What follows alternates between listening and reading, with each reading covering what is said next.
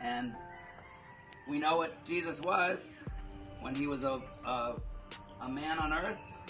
What was his profession? Was he a doctor? Carpenter. He was a heavenly doctor, but what was Jesus' work? Carpenter. But that's his heaven. But when he was a man on earth, Panday to si Lord Jesus. Jesus Panday to was siya. a carpenter. Because we know Jesus is the foundation. Jesus is the foundation. But also the builder. Without us, without the carpenters, the workers, there's no building. Without Jesus, there's no building, heavenly building for us. And then once though I became, and Jesus came in, and it's like, oh, Jesus, please forgive me for my sins. I could feel right away, boom, the God coming in me. And so it's no longer me. I feel me in there because I'd rather go steal a chicken than have a dinner. I would rather.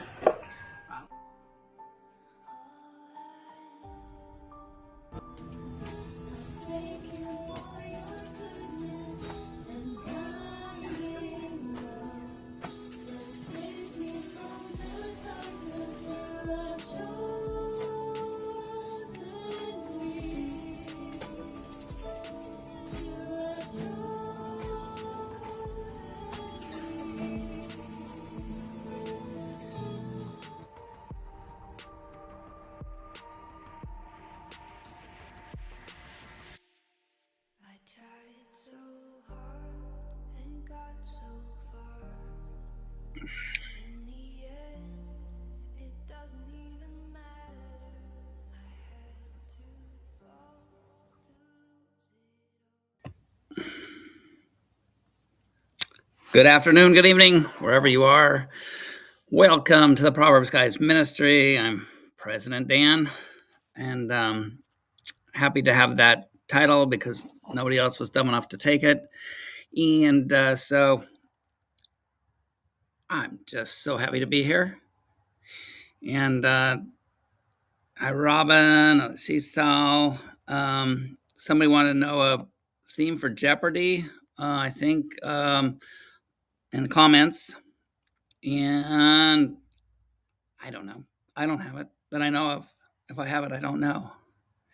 And Claude, how's it going? I had technical difficulties today. And luckily, my tech guy called me, but just as I was getting it figured out, too. So what a bummer. He still thinks I'm an idiot, which I am, but that was different. Okay. So here on Proverbs Guys Designer Talk, as you know or don't know, I love to get into my specialty, which is not speaking, but it is design and creation and engineering things and creating things. So that's why I volunteered, pushed myself on doing the creator show. And first thing, and so we'll start right off with creation because I've been getting on to the Bible type of stuff, coming home on a Sunday from church and just had some really awesome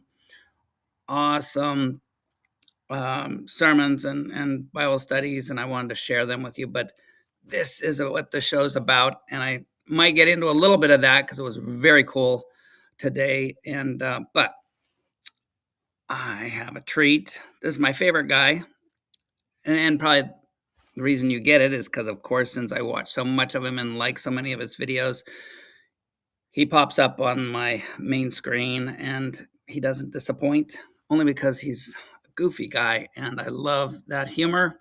That's probably why, and the only reason that Claude comes back, because he's just as creatively delusional as I am in that mental state. Okay, let's see. Where do we go? I got to figure it out once again. I'm getting better at this since I was away a lot.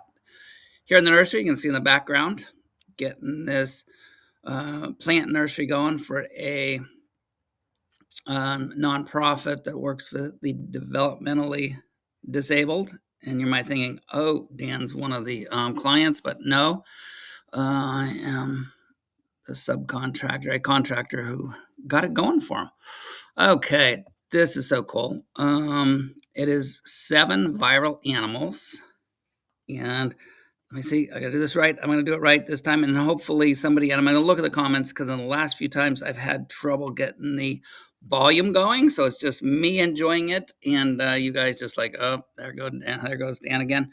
Okay, so I'm going to add it to the screen, which is this guy. And he's got a Dan somebody. I don't know if what his beliefs are. He does use pearly gates a lot, but it's kind of funny because usually it's when he's dealing with poisonous animals that he'll say that. And let's see, here we go. And we'll start this. Oh, I got to get his volume up. That's true. That's not it. That's the wrong window. Sorry about that, folks. If we didn't have some technical difficulties, you would think it wasn't me. So make sure he's got his volume up. His volume's up. I'll start him, and then I'm going to look at the comments to make sure you guys are hearing it, because Stephen told me last time what I did wrong, and I have no clue. Okay. Animal moments finally explained.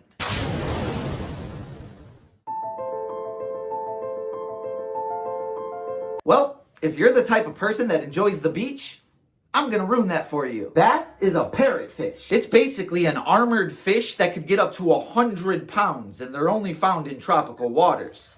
I'm jealous. Now, the first thing you'll notice about them is they have a literal beak, like a bird, hence the name parrotfish. And they use that beak to eat rocks in coral reef. And all right, I'm not seeing any comments. Are we here? Is the I don't like the beach. You won't like it even more, Robin, after this. Oh, good. So you're actually then hearing it. So I'll get it going again. And with this again, as a designer and a creator, I want to see how they do this. Not just like, oh, that's cute, that shows evolution, or cute, that doesn't show evolution. Let's show and actually try to explain what it does show. Because how do we do this? How do we, what mechanism either evolved it to this point? Because we want to recreate it. We've got all the information. We've got his little DNA. We've got all this good stuff. So as science-minded people, creators, designers, humans, built pyramids, built all kinds of, the aircraft, flying machines, computers. This should be a no-brainer. Come on, we got all the chemicals needed to put these puppies together. Are we that stupid as humans? Or maybe this is more a creative input on and quite complex, and not like sand, not like patterns in the sand, which look really cool, but complex design that obviously we can't do, but that might not even be doable. Okay, let's get back to this. This is so cool. Again, we're going to make a little machine, and how do we evolve this fish to eat coral and then poop out sand is what he is saying it's doing. This is a disclaimer. I have not gone through every one of these creatures, but when I've checked this guy out, he is just copying off of nature shows, science shows, biology shows. So if any of this information is wrong, your science is wrong, or he is just making something up at this time. But I've seen this guy on this parrotfish. Again, how do you get a beak onto a fish? Because you go back and so it's either undirected. Thank you, Robin. You're here, so I can really have to think. It's either unguided, not designed mutations that get to this point, or it's a creator. And of course, here on the show, the evidence that I see points to something having to be created. But let's see what he's got 7 of them this time. Really cool. And this is where things get weird. You see, when they eat the coral reef, it can't all be digested. So the rest just gets pooped out as sand. The parrotfish poops sand. A lot of sand too. Like, a lot. One single parrotfish can expel 1,000 pounds of sand a year. In fact, according to researchers, 70% of all the sand on the white sand beaches in the Caribbean were pooped out by a parrotfish. Keep that in your mind the next time you say you want the sand between your toes. All right, let's stop for that 1 second. Is that so again, guys, you gotta show me. You can't just say, oh yeah, that's evolution. There was a fish before that, was sucking on a rock for eating the algae, and then all of a sudden it developed undirected, not designed, not directed. Its mouth changed into a rock crusher. Come on. Now, in that, or you could say, well, this came first from some kind of, this was one of the original fish, but that doesn't seem that a fish first starting to develop got this thing first. This seems, but again, let's figure out how they did that. We just now in the last few years, man and machines are able to crush up rock into sand more efficiently. Take concrete into a yard and it comes out gravel through their machines. But this is a stupid little fish. But let's see, number 6. Okay, we're done. I don't know. Maybe in the comments or somebody come on the show after, you can tell me how this happened, what mechanism changed normal mouthpieces, and then at the same time, you have to have the digestion because, that's not the best thing on the intestines or whatever these guys have. But let's go to the next one because I'm not even going to try this one. I know you guys aren't going to be able to help me out. Okay. There is a dog in the cheetah cage. That's crazy. They're feeding the cheetahs dogs now? I am just kidding. This is actually becoming a really popular thing for zoos to do, to put dogs in the cheetah cage. And the reason is kind of unfortunate. You see, cheetahs are not as dominant as you thought they were. You gotta remember, it's a small solo hunter from Africa, which is the hardest turf on the planet. In the wild, it's difficult for them to find food. It's difficult for them to protect their family. And because of that, scientists say as a whole collective species, cheetahs are starting to develop severe anxiety and depression in the wild. It's gotten so bad that oftentimes they don't even try to mate anymore, and experts fear they could go extinct. Which brings me to the dog. The thought process is maybe with a friend or a companion, the cheetah won't be so tense. The goal is to help it become more social and bubbly so it breaks out of its shell, starts mating again. In other words, dogs aren't just a man's best friend. Dogs are everyone's best friend. Okay, poor little guys. So here, if to get back to it, we all see change. That's just evidence. Now, what causes that? If it is a evolutionary mechanism, that sounds like a pretty bad evolution. And you'll say, well, you evolved better, but to go extinct because you're getting so nervous, and that other thing too, though, is like, oh, and then not whether this is true, but I know with humans, they had an experiment and it was an evil experiment where they didn't touch babies, and and they didn't survive. Well, the poor little babies, newborns, and the evil creeps, let's see what happens if we don't give them any physical or human contact. And they faded away. And to think that, too, is that God is a loving God. And it's us humans, then on the other side of the evidence, that we're screwing up the creation, the planet, however terms you want to use. But like that, there's plenty of food. Oh, how can God allow starving kids and you name the place? It's always a certain place that kind of shows that people are prejudiced against them, because they always use one place, usually. And then, but there's enough food in the world. In India, this is back in the day, I think I said this before, there was estimated 1/3 of the world's grain going to sacred cows and sacred rats, because they still think their ancestors, that cow over there is grandpa, and whatever. And so, in vain imaginations. And wow, where did I hear that novelly predicted? Oh yeah, I would think that was Romans chapter 1. But you may think that was just a coincidence, that 2,000 years ago, mankind is pretty well explained. Okay, let's get back to this. Okay, next guy. Okay, we can see him. I know him. One reason. Sorry, guys. The South. You might be the Bible Belt, but whoever allowed these things to survive outside of zoos, yeah, I'm sorry. People might think I'm uncharitable, but let's have a machine just to kill things. No, let's eat them, and we have more fish for us to eat as humans. Our dogs, instead of the dogs getting eaten, we can get fish or these alligators and feed them to our dogs. I'm thinking that humans are kind of suicidal. Anyhow, I'm just glad we haven't, even though viruses aren't life, but a lot of diseases are bacteria. They are life forms, and luckily we don't honor those life forms, and we can kill those off easier. We can killing machines like bacterias, other life forms. One day, hopefully, we'll be able to make some of these folks extinct. Anyway, I didn't say that. Where we go, Mr. Alligator.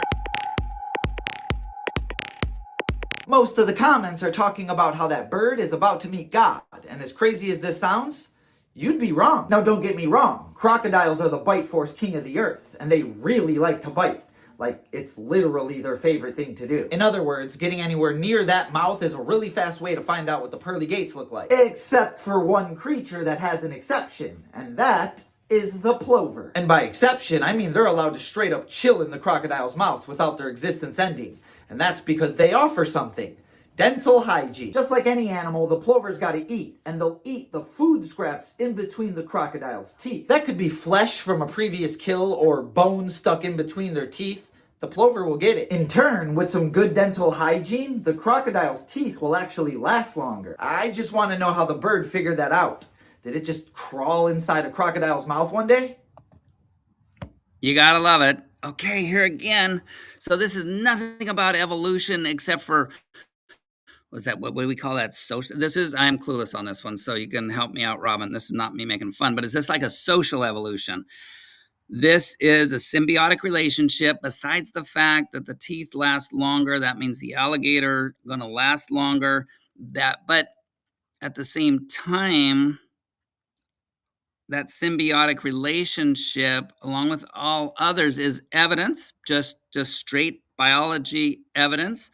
But again, like I think it's Crazy Dan or whatever they call it, whatever he calls himself. How did that happen? Come on. Was a crocodile yawning? I don't know. And then an alligator's yawning, and a bird hops in his mouth and says, I just ate somebody's pet horse. So I mean, I really am not that hungry. And you open your mouth, and this kind of feels good. I had that stuck in my teeth. So then you have babies, and then you tell your babies, hey, just open your mouth, resist.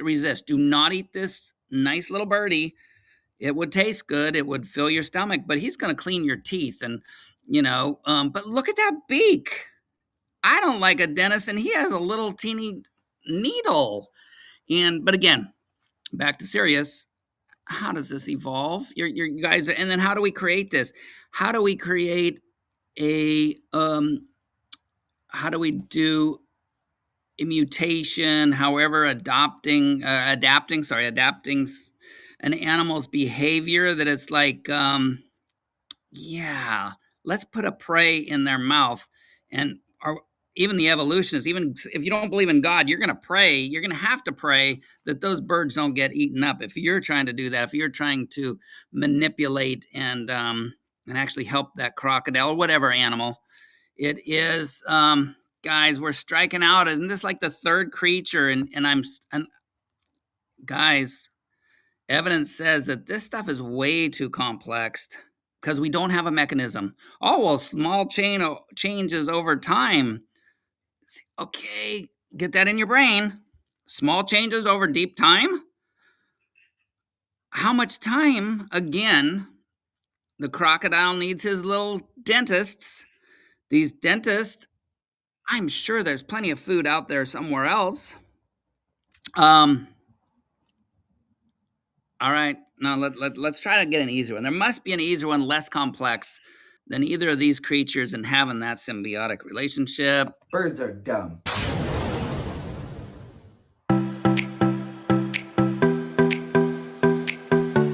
To get to the other side. Okay. Let me explain. Those guys are climbing perch. It's a small... Okay, here's one. All we got to do is like give them little bionic flippers, and they're going to be able to walk. See, this is an easy one. Come on, guys. We can make a normal fish walk, right? There's nothing complex about that. All you got to do is just give him some armored flippers and have it act kind of unfish-like, and we can get one to walk, right? Let's see. Okay, I think we got one. We got a creature. We can create these mutations on other fish without a designer creator, even though, we've already got the building blocks here. Let's see what. Small little fish that's found in parts of Asia. Another name for them is the walking fish, and I'm sure you could see why. Basically, inside their head, they have an organ called a labyrinth organ. And this organ extracts oxygen out of the air and inserts it into their blood. In other words, they can breathe. Like us. They could survive outside the water for an entire week. That's a whole land vacation. Not to mention... Oh, man, strike 4 or 3 or whichever creature we're on. You mean we got to get him to breathe? Fish can breathe anyway, right, guys? And then, plus, even if he, without direction, without design, just poop, species got to be able to breathe outside of water. What's going to make that fish go out of water? Unless it's a dry puddle, maybe. That's it. Dry puddles, their creeks and lakes dried up, and then they had to hurry up and... Oh, but that's not slow and gradual. Guys, we're not doing here. I think there's 4 votes for creator designer from the evidence. What is the cause for this? Let's go on. I think it's design. Undirected mutations. Oh, guys, come on now. They have these really hard, spiky fins that act like good feet. So the fish are able to just walk. But not only that, they can also climb trees. They're spotted in trees a lot, actually. What? If you judge this fish... It's their ancestry. They're going back to being birds. Uh-oh. Didn't birds come after them? Of course, you got to get up in the trees. Oh, they're going back to their dinosaur days of climbing trees? Did dinosaurs climb trees or eat trees?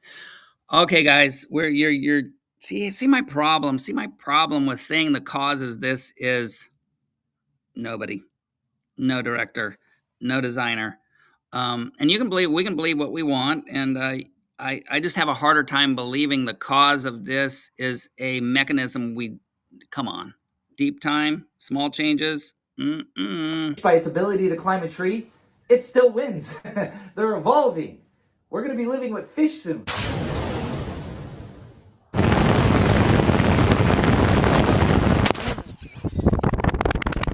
Yeah, you're never gonna see that drone again, my friend. You chose the wrong bird to mess with. That was a wedge-tailed eagle. It's the largest bird of prey in Australia, standing 3.5 feet tall with a wingspan that could get over 9 feet. Australia's a different place, man. Not to mention, they have the most diabolical set of talons I've ever seen in my life. Oh yeah, they also have the power of friendship. It's one of the only eagles in the world known to hunt in packs. Big packs, too. In fact, there was one documented case of 15 of these eagles taking down a full-size kangaroo. Just in case you forgot, that's what a kangaroo looks like. They're like 200 pounds with 0% body fat. But what really separates these eagles from the rest is the fact that they're territorial over the whole sky. I am not even joking. They don't tolerate anything flying in their airspace. They'll attack other birds, including other eagles. They'll attack drones. Obviously. They'll even attack paragliders or skydivers. But to take it to a whole new level, in 2022, a wedge-tailed eagle took down a helicopter for flying over its nest. You can't make this stuff up. It was all over the news. An eagle took down a helicopter. You wouldn't catch me dead in Australia.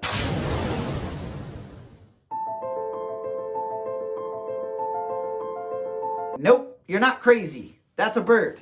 Basically the Michael Phelps of birds. I'd like you to meet the puffin. Now don't get me wrong, they are birds and they are very skilled flyers, being able to fly over 55 miles an hour. However, unlike most birds, they spend most of their time in water because they're literally built for it. First off, they could dive 300 feet underwater. I shouldn't be seeing wings 300 feet underwater. They're also excellent at holding their breath and they could swim 15 feet per second.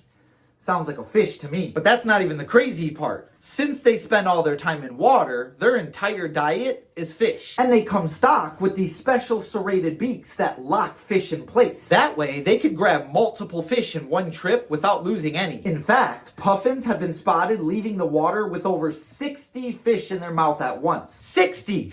How? That's serial hunting. I'm gonna be honest, if I could do that, I wouldn't leave the water either.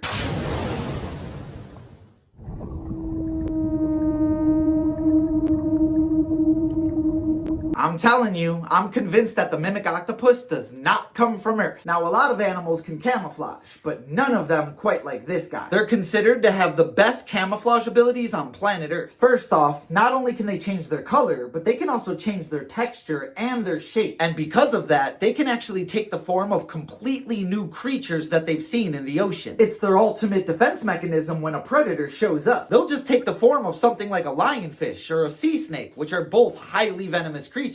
And they learn how to move like these creatures as well, so it's really convincing. And the predator don't want that smoke, so they leave. But what's crazy is the octopus will also use this for offense. Sometimes they'll take the shape of something like a crab and then pretend to go be buddies with another crab, and then eat it. Not to mention, they could change shape to shape faster than we could blink. That, ladies and gentlemen, is a superpower. And just like that, you now understand the backstory of 7 of the most viral animal moments caught on camera. If you enjoyed the video, make sure you drop a thumbs up and subscribe. Okay, well, I was hoping we'd get something easy to, at least give you guys a chance to make me think that the cause of all the complexity we see, and it's huge complexity. This is not something easy. This is not, designing a garden, designing a building, designing a city, which is nothing in comparison with that. And so, now, did have a title. I told Stephen last week, so I can't remember what I was going to talk about, but it's an easy one. It is an easy thing. Our title is, showing love, how the Creator has to, as the Bible say, God is love.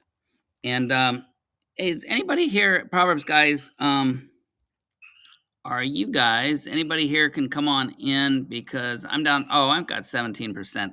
I probably don't want to blabble on any more than that anyway. And I think I posted a link.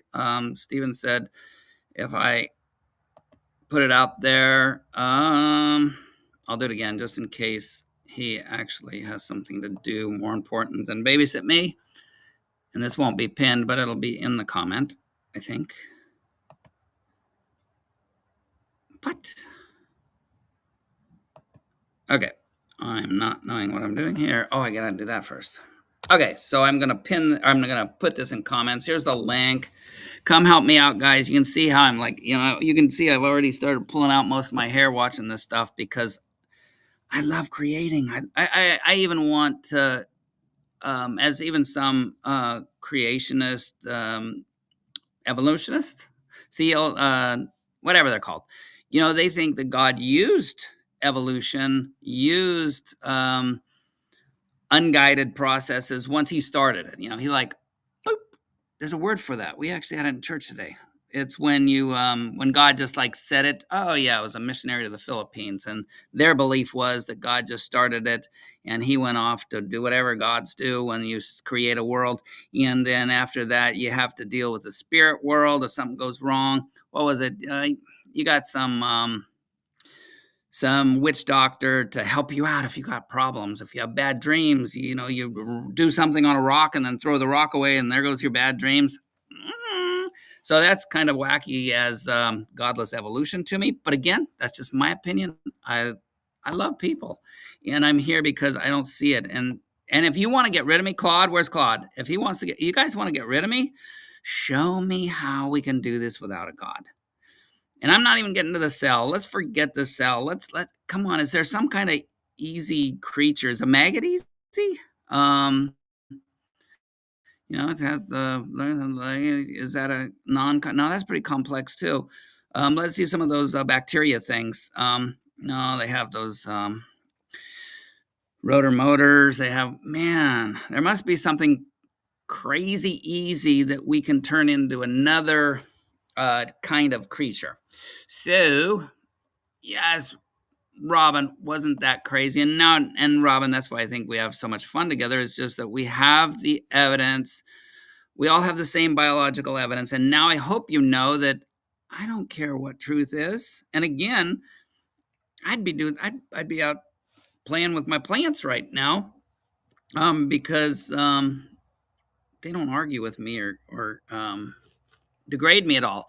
So, although you guys know it though. Okay, confession. If I didn't have this God thing, I would have so much fun ripping people apart, because it's like I can't fight. I'm not going to get in a boxing ring. I would have never gotten in a boxing ring. I did do high school wrestling. I was pretty good because I had a 3-year-old brother, and I had to learn to get out of things and out of pins and stuff. Did the whole torture week where they get you into shape, and then it's like a bunch of sweaty guys. Oh no, that wasn't really for me. I'm not gonna, wrestle with somebody. No, come on. Girls or guys, because later on, not when I was there, guys could, you know what? Oh my gosh, if I was in high school today, I could, unless there was other guys that got the same idea, I could be a state. I don't care. I don't care how good you are as a girl. My early teens, I was good. I was good if I was going to be wrestling some girl anyway, because it was weight wise. So it wouldn't have been like I was wrestling some 300-pound girl, and that would have been just physics. There is. Oh, thank you, Richard. Uh-oh, what did I do? Did I?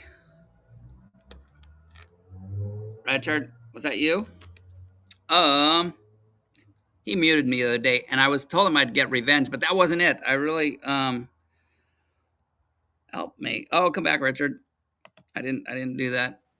I mean, it would have been fun, because Can you hear me? I can hear you, and I'm going to add you to the scene. Oh, you could have done. You probably added, and you're probably doing that. You have got control. No, you're right No, there. I muted you that one day as a joke because it's some political thing going on. You voted for somebody, so I just mute you just for fun.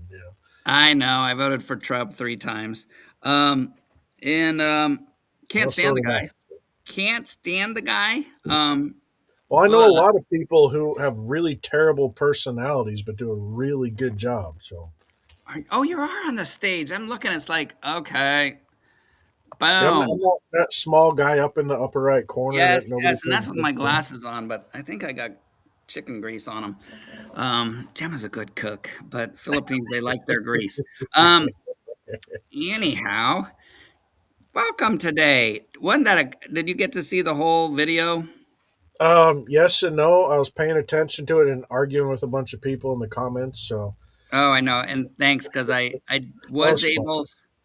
able because the last couple it's like again like I said I my history is competitive landscape gardening, flower shows, garden shows. So I design, create, and so my mind kind of thinks in design and creating things. And That's so it's good. like and it's like, so when people said, and they still do it, and it's like, oh well, it's this mechanism that slow, gradual change over deep time, and we can change from a single cell, the first life, which we don't even know because of that Luca thing, the go back, whatever the Luca, I think it's called Luca, the first common whatever ancestor, that's not even the first life. And so it's like, guys, shouldn't we all be related to the first life? And then going, well, no, there could be more than one first life. What? You guys, um, anyway, it just brings me back to that loving God who puts up with us. Because if I was God, most of you would be gone. You'd be gone. And plus the fact Is I'd this be guy gone. mute you again? I'd be gone. I got you. No, I'm just kidding. Tech guy. Where is I love you, tech guy? bro. I love you, bro. No, it's all fun. And that's why I love Proverb Guys because anybody that's new, Proverbs Guys is a kind of a weirdo band of people who believe in Christ and Him crucified as the basis to Christianity, that we stand on what God did, not our good own goodness. And then we have fun debating about stuff, as Richard just said. And if somebody saw some shows, um, we were debating Christian nationalism or something? Which Robin's here. Robin, please give me a link because they came out there. Oh, we're against Christian nationalism, and it's like to me that sounds like the Westboro Baptist Church, that evil people that would go protest at a at a funeral. And it was funny because back in the day, it's like, oh man, who are these people? I gotta identify them because that's not Christ-like behavior. And it turned out like 15 people and 4 dogs in that church, and that was the whole movement of protest against these. So please, anybody out there, tell me these Christian nationalists who want to put a church, a church, not Christianity, not Buddhism, but a sect of Christianity in Washington, D.C. I'm right there. I'm right with you. Those people are kooks. We're not going to do it with theocracy. We definitely aren't doing it with secularism.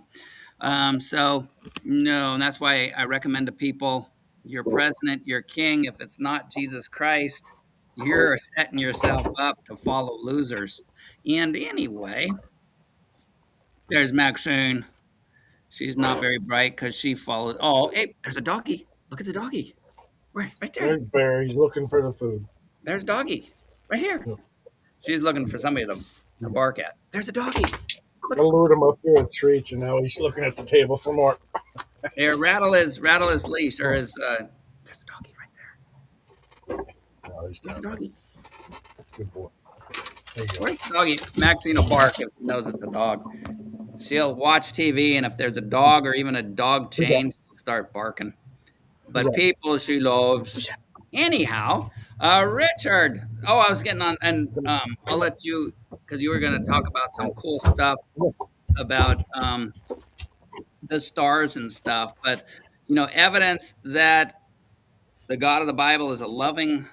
Besides putting up with us, because I would have had to take out myself if I was God, because I wouldn't even like myself, and I would not have, in my human nature, I don't stand up to love. I'm not, I fall short. But anyhow, not just that, is that then you've got people not only being, keeping food from people, being greedy, And then it's really fun because here in the United States, of course, we are in the 1%. If you live in the United States, unless you're really down on your luck, unless you've done so many drugs, you're on the street, and even that bunch of stuff you own and you've stolen or hoard, you're gonna forget about it because the next drug binge you're gonna leave it, and then the city's gonna pick it up and throw it in the dump. But anyhow, if you're a citizen of the Western world, you're in the top, man. You're a top. So don't get on those one percenters. Oh, those billionaires. You know what? There are millions of people in the world which would slit your throat because you have 3 meals a day. They would slit your throat before they do a billionaire because they can't get to a billionaire. But you are, and this is where hypocrisy of man is, that it's like, oh, you only have a computer. Oh, I only have a cell phone. Dudes. Now, even though the poor people in the world are getting cell phones now, and mainly probably to exploit them, you are rich, and rich. Your dog right there is potential your meal if you're starving out there, and we can even have pets. That collar you've got on your dog, and definitely that dog, it looks like a license, that could feed somebody for a month at least in the third world. And you think you're not a billionaire, comparatively speaking, to the person who's out there cooking with poop and eating bugs. Anyhow, but God is so loving, he puts up with that. We say that we love that. And one, I know you probably heard it, Richard, you got gray in you, is they had We Are the World or whatever it was. Hollywood was going to help the starving people in Africa. And it was Africa, so I'm not just saying that as it was African. We are the no, it was that whatever it was. And you had funny because the Hollywood people, they had a big old benefit, and they picked little random things, raffle coming in the door, and you might have picked your normal meal of a couple $100 meal, or you might have got to show your empathy for the people in poor areas. You might have got a ticket that you only get water soup or something. Oh my gosh, my patting heart. There's some multi-millionaire that probably ate water to be in. Did you go over there and feed them? And then they made a benefit, all that money, a lot of it who went to the warlords, the people in charge over there really didn't get to the starving people. It was a one-off. You didn't help anything. You might have made yourself feel good. You might have made people going, oh, those movie stars are so for the... No, you're a bunch of scumbags. Oprah Winfrey could feed a whole country. And what'd she do? She kicked off people in Hawaii when their places burnt. She bought up stuff over there. She She could could have... tithe. I mean, the entire corporation of Walmart could give 10% and cure starvation, but they want you at the register to donate $1 to help prevent world hunger, so they can use it as their tax write-off to pay for less taxes. That's Totally. what it is. Every time you go to the store and they ask you if you want to donate or round up, they put it in their account, then they send it to that charity, and they use your donation for their tax write-off. That's how those work. But I'd just like to point something out to the 10 people watching. I want to say thank you, because you could be watching the Super Bowl right now. Instead, you're joining us to Super what? about the stupid bowl is going on right now, and these 10 people are watching us instead of it. I was just talking about food. I thought you were talking about a Super Bowl, man. I want some good steaks in the soup and maybe some faux soup. The real... Oh my gosh, you're making me hungry. No, I left them as soon as, newsflash, you're making millions of dollars, whether you're in that, you're an entertainer. I don't get entertained when you're sitting there being an idiot. Again, you've got these people who they have their political whatever, and I don't care if it's right or something. I don't even care. I don't want to see a helmet with a Trump sticker on it. I don't want to see a helmet with anti-Trump. I don't want to see that. I want to see you beat each other's heads to death on a football field. I lost interest. This is just to get underneath Achilles' skin for a little bit. We'll put this hat on. Oh, Tim, this is good. So again, us that we can have differences in I like it. opinions in Proverbs guys here. We don't judge that because, again, science always changes because science is just information. It's not truth. It is, and I love that. Well, it's the best truth we have. Okay, if it's the best truth, then I'm sorry, I read Robbins. Yes, I'm an entertainer. I entertain myself all day long, which gives me into a rabbit trail. I was upset at church. We're having this leadership thing, and they're saying, "Oh, read this book on leadership about being old. You know, the last phase of the race on that." And it's like some rich people, and it's like, well, let's figure out your new purpose in life now that you're going to croak within 30 years or 20 years or whatever. And it's like, what do you mean get a new one? Can't I keep the old one? Which is not shutting up about the hope I have and the joy and the peace about Jesus Christ. You guys, and one was so funny because in the book is like, oh yeah, there's this executive guy that retires, and now what's he going to do? The book author took him on a cruise in the Caribbean on a 59-foot yacht to tell him what he should do for the Lord. And so I'm like totally like, where's the Holy Spirit? And anybody that knows me now, you might think I like to talk. I know I'm a retard, and I don't like to talk. Once I found Jesus Christ in my 20s, I haven't shut up. I really haven't shut up. You guys will not imagine I hid behind my mom when I was little because I was so shy. But I have a reason to talk now. And as we get going on that, and you know how it is, Richard, is that what without the Holy Spirit?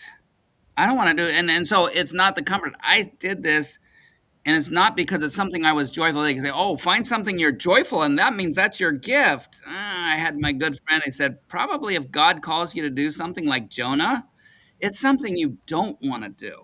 That's really the sign that it's of the Holy Spirit. It is okay, Robin, you're my entertainer tonight. I can answer that. Give me a second. No, it was 59 feet.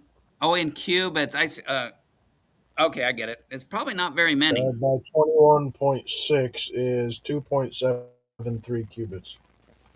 No, that's not right. Hold on. Oh, see, Robin. See, Hold on, I Robin's got here that wrong. just to get us off a course. What is our course anyway? I was showing you how loving God is. Divided by 21.6. 32.77 cubits and 59 feet. Oh, That's the Egyptian cubit. 21.6 inches, elbow to fingertip. and it was really fun though because in this leadership for old folks, done by a pastor, and like, okay, and my whole takeoff because I asked my friend, it's like, man, this is driving me crazy. But our sermon today was on the Holy Spirit, and it's like, now I know how to do it nicely. Because I told him, he goes, okay, yeah, your mission is to make sure that it's not going on a yacht to figure out what God wants you to do. No, let's listen to the Holy Spirit. And both he's a rough dude, and he's like, but say it nicely. You don't want to get yourself in trouble. And you guys probably know I like to get in trouble, but I don't care if I get in trouble or not. Again, and then my daughter says the same thing. I told her about it, and she goes, Dad, just say it nice. It's like, what? What are we doing? When am I not nice? So it was cool. It was fun, but we got in there, and it's like, I think the book's stupid. No math. We need to I think establish. math is the only one of all four of those that we use. No math. But I don't think God uses the Dewey Decimal System. That's the only subject I'm halfway good at. So that means I'm not very. I mean, I'm not very good, but that's my best subject. I rebuke the spirit of division right now. No, I like math because it doesn't. Math 1 + 1 is 2. Now, higher math, I can agree with you. Once it got into, I have to memorize. I got into higher math. Surprise everybody. my junior year in high school, I was at the highest math level, and but I had to memorize all these stupid things to figure out a solution. It's like if I want to memorize stuff, I'd go into an English class and memorize the dictionary. That's no longer math. When math has to have memorization of figuring out how to do it, that's no longer math. So that part of higher math is evil. But For, this for the easy. record, math is an incredible tool. I mean, some of the most, look at the engineering stuff we have, the vehicles, the airplanes, none of that would be possible without math. I'm just saying. No, exactly. How come you're fuzzy? Is she fuzzy? Dogs, it was a border collie mix. Yes, I think so. Because they told us Alaskan Husky, but so much of her stuff is total border collie, or Australian something. But she's a little love, very quiet, but very herdy. She'll want to herd. Um, anyhow, um, no, it's so cool. Can you think of anything making God loving? Oh, Just there's saying, I do oh, have a clue about mathematics. I'm not great with it, but I don't think it's an evil tool. Just saying that, Claude. well, and see, that's where I love Claude because he's clueless about life. So give him math. I'll give you math, Claude, because he comes and argues about there is no God because evolution's true. And I'm like, well, how do you? And then I try to ask him things. Well, I have no idea what about biology, but I'm arguing for it because they're smart people. I don't need to know math. We don't need to because we've got experts that we can trust in math. Claude, come on now. I Love want to Claude. know how evolution overcomes the second law of thermodynamics. They still haven't proved how you get life out of non-life. And that entire foundation is what evolution is based off of, and they haven't proved that first step. Well, and even farther that in the chemistry end is that there's no mechanism to glue the chemicals together. Some of them, yeah, and I did that one time. I think of cement. You put water, lye, and whatever else the components of concrete are, and you can do it underwater. It will chemically bond. It will chemically kick out any moisture, and it will get to be like concrete. But to get life, you have to have hundreds of these chemicals attached. And what we know with the Miller-Urey experiment is that when they mix their chemicals, put the electricity in it, yes, it made some fantastic stuff, but you got to get it. Okay, that's cool. So I can throw some stuff together, go off for a weekend, put some electricity, and I'm going to get some real cool building blocks of life. And then I come back in a week, and what I'm going to have is mush. Why? Because there's no mechanism to stop the chemical reactions. So yeah, you can make some amino acids, but then those amino acids will break up. And then for life, you have to have really cool because some of them come out in their little shapes, and some are left-handed and some are right-handed. But to life, you have to have all the one type. But problem is the both types will connect to each other just fine chemically, but you have to have just one. How do you keep the one out of there? How do you keep half of these little building blocks from bonding? Because as soon as you have one of the opposite, kind of like gloves, once you have the opposite little building block hook on, you ain't getting life. You're not going to get nothing. And then they're going to break apart again. So, Richard, it's even farther the thing. Oh, well, actually, that is part of the second law, is that it doesn't stay. There's a term called stasis, which means things will stay. That concrete is going to stay solid, the chemicals, until you add something in to break up the chemical bonds in the concrete. But in the building blocks for life, there's nothing keeping them to it. So, guys, and then you have what 200 different proteins you need, and each protein is, come on, guys, come on. That is a complexity just in the chemistry, not even that's pre-biology. But anyway, Claude, how convenient that your God overcomes the second law. Yes, he's outside. Oh, go ahead. You want to? Okay, yeah. So, the second law of thermodynamics states that all spontaneous processes in the universe tend towards increasing entropy, which is a measure of disorder or randomness. This means that systems naturally move from a state of order to a state of greater disorder. Let me ask you this one question, Claude. What put the universe into order in the first place? If Boom, a everything big moves bang. from a state of order Oh, down to a state expansion. of greater disorder, say the Big Bang Theory was possible. And Watch expansion. my Let's be proper, seminar Richard. series, you'll see that it's not possible. But immediately after matter and energy came into the universe, it would tend towards straighter disorder. It would constantly decay and constantly fall apart. At no point would it ever be organized all by itself. What put it into order?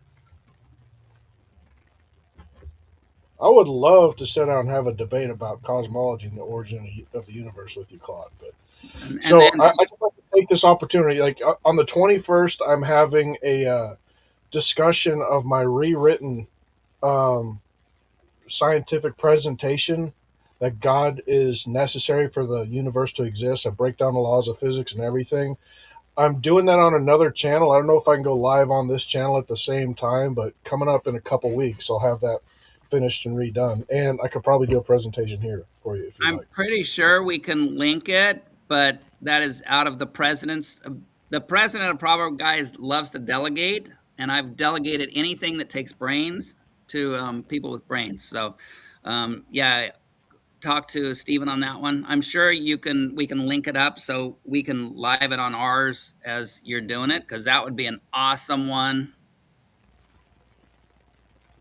Awesome. I don't know who your tech guy is behind the scenes here, but awesome. Stephen, I'd Stephen, and love a to do it goalie, soon. but Stephen. Okay, I'm way behind on comments, but this is great. Come on, what? I got you, You're bro. I'm doing, just throwing. oh, you were too. Robin just said she's part of the Westboro Baptist Church. I love you, Robin. Now that's one protest I would do. I would protest the Westboro Baptist Church. That would be fun because I've never protested before. So, um, and Richard, and you might even have a show today because I'm down to 4%. I didn't really check before I started. So, if We need to like pull together a few bucks and send you an extension cord. I got one, but it's somewhere else. I had it the other day. Well, actually, Conveniently. I probably How am got I it. gonna keep these 8 people entertained? Oh, because I'll keep entertaining myself, and I entertain Maxine too. So, and then I go up and I annoy my son. Of course, I'm getting annoying. What a little brat. He's just like his dad. But anyway, what else? Loving God again too in the scriptures because God is love, and then go, oh well, the starving people. Well, I've already said that's on you.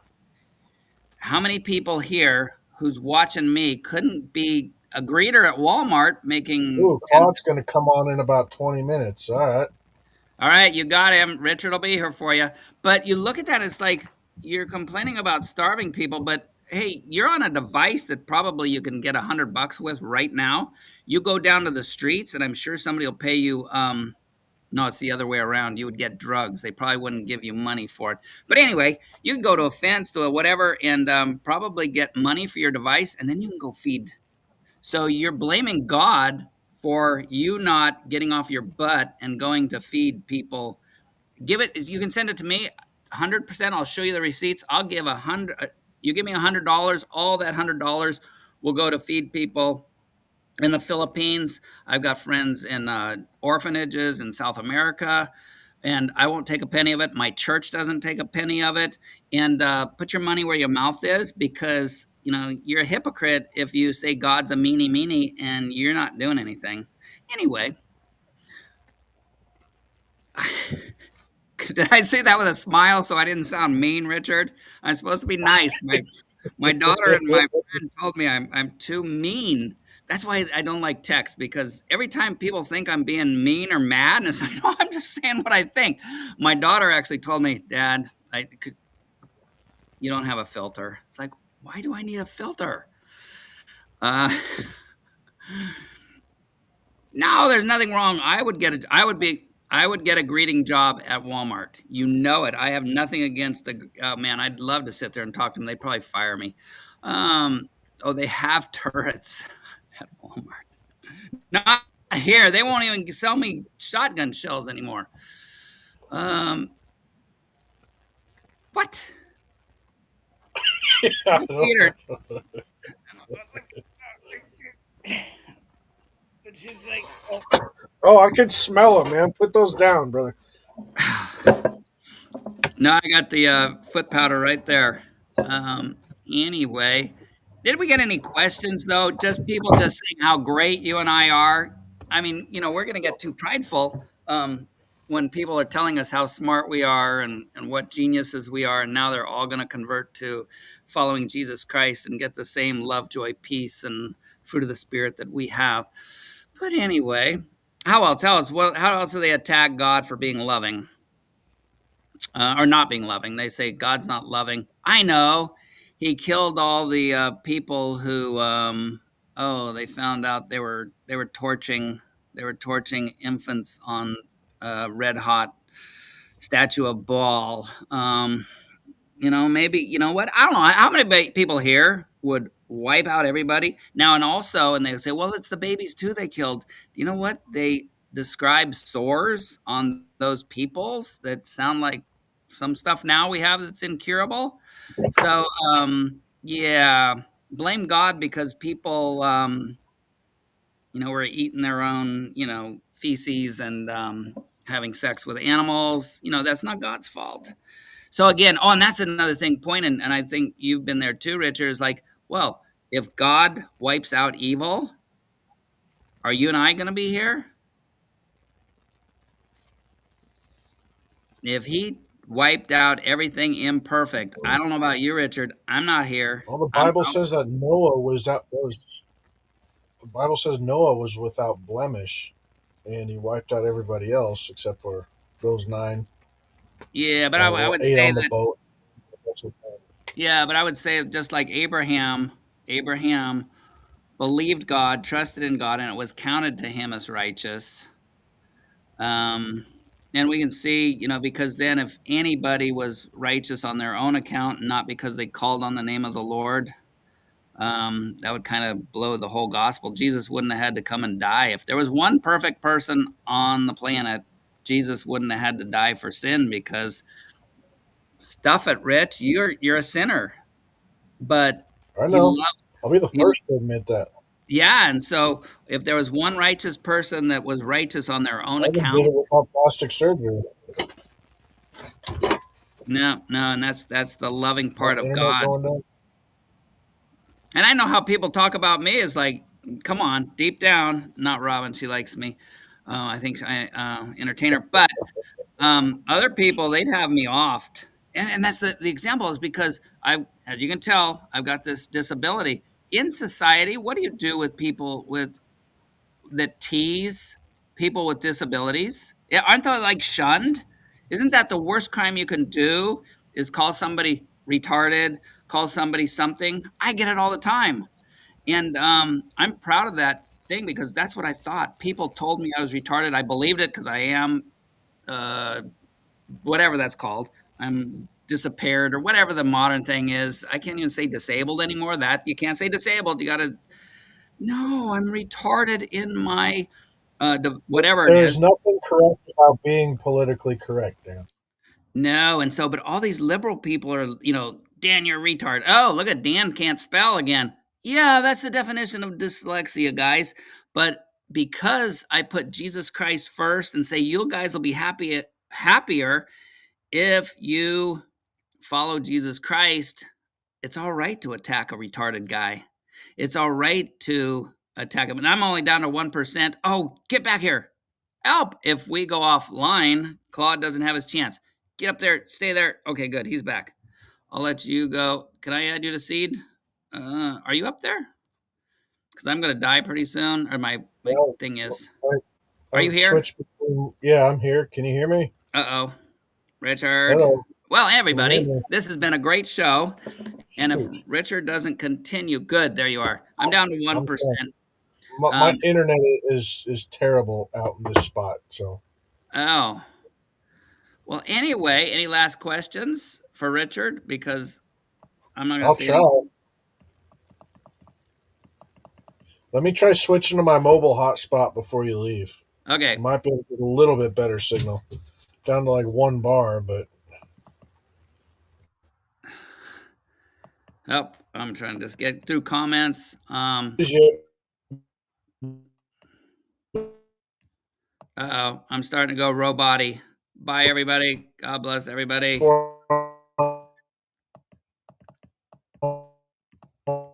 I will be listening on my phone. Go get him, Claude. Come show Richard how smart you are. Oh, I think we're both gone. Very good. Dan, you there? Am I here? Yeah, I think so. Okay. Yeah, it's still down to 1%. I ran down quick because I'm so late, and I left the charger up in the trailer. But yeah, it's just we're here to glorify God, because I don't care if there's no God. Why should I care about you? You're just gonna die on me anyway, or call me a retard. I would be a total hermit if there wasn't a God, or I'd be a real bad guy because that'd be fun to try to outdo the police. Because if there's no God, why should I obey anybody? Why should I care?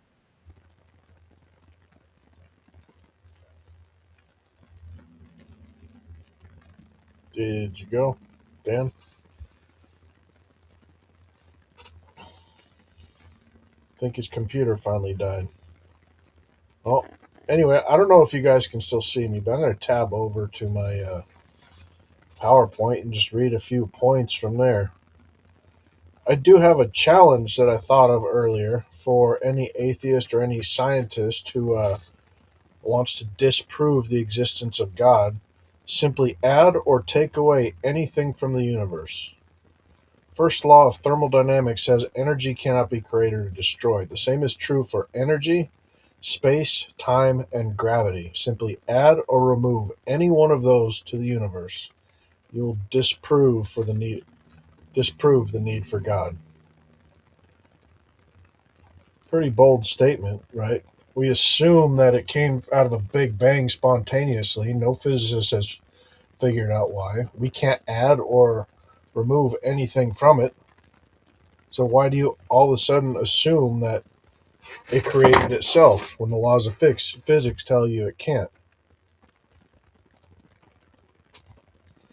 Go through here, see a couple of these things. So here is an interesting quote that I found by Richard Feynman. This is archived in Caltech in book The Values of Science. It is our responsibility as scientists, knowing the great progress and great value of a satisfactory philosophy of ignorance, the great progress that is the fruit of freedom of thought, to proclaim, to proclaim that value of this freedom, to teach how doubt is not to be feared and welcomed and discussed, and to demand this freedom as our duty to all coming generations. This doubt is the backbone of all scientific thought. It is the fundamental principle of every scientific debate. It is the duty of everyone who looks up at the stars and asks the question of why and how. It is my goal of my ministry to show that Genesis 1:1 is the only logical explanation for the origin of the universe. It is an even larger goal to show that spiritual death is the biggest disease in human history, and it does have a cure. That is through Jesus Christ and simple belief. I've been studying cosmology for over a decade now, and I believe that there is enough evidence to show that the universe did not expand from a singularity, and it is impossible for the universe to create itself.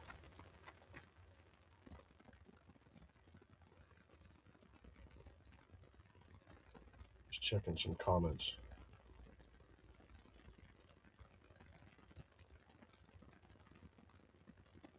If anybody has any questions of how or why, please post them.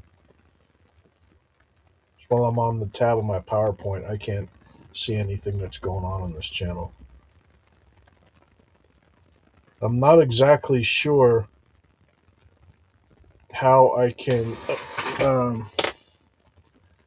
add a link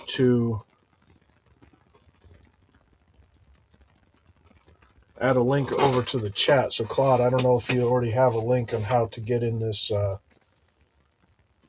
studio, but there is one above. If you join, then I'll put you on stage and we'll have a discussion.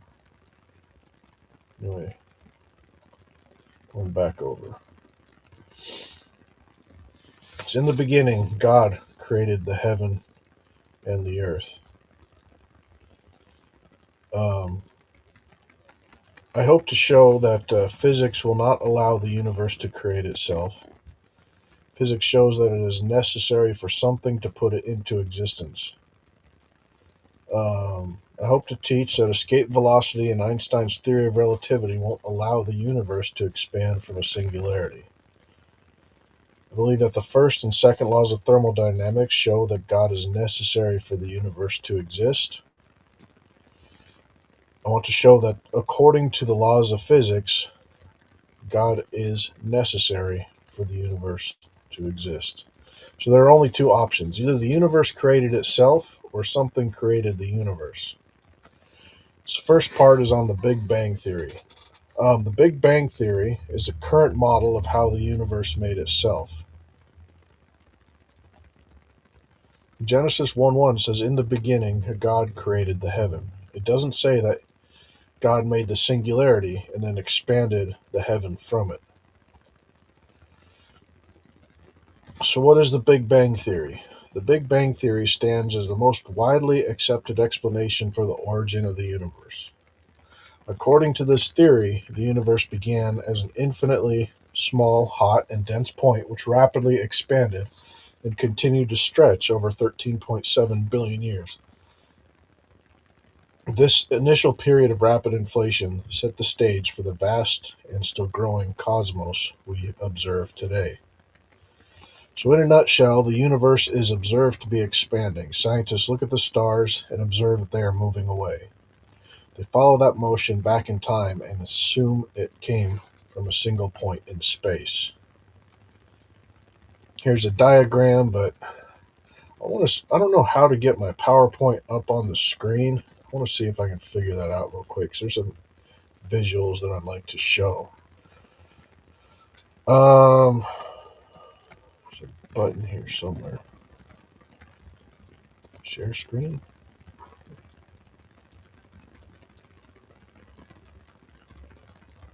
Window.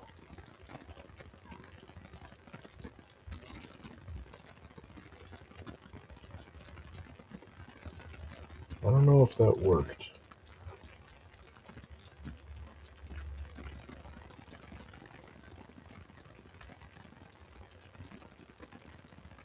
We got to figure that out one of these days.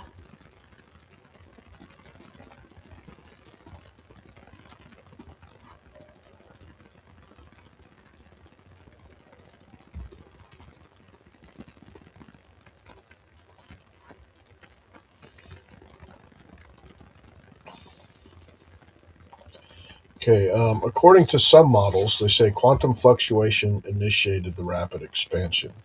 What are quantum fluctuations?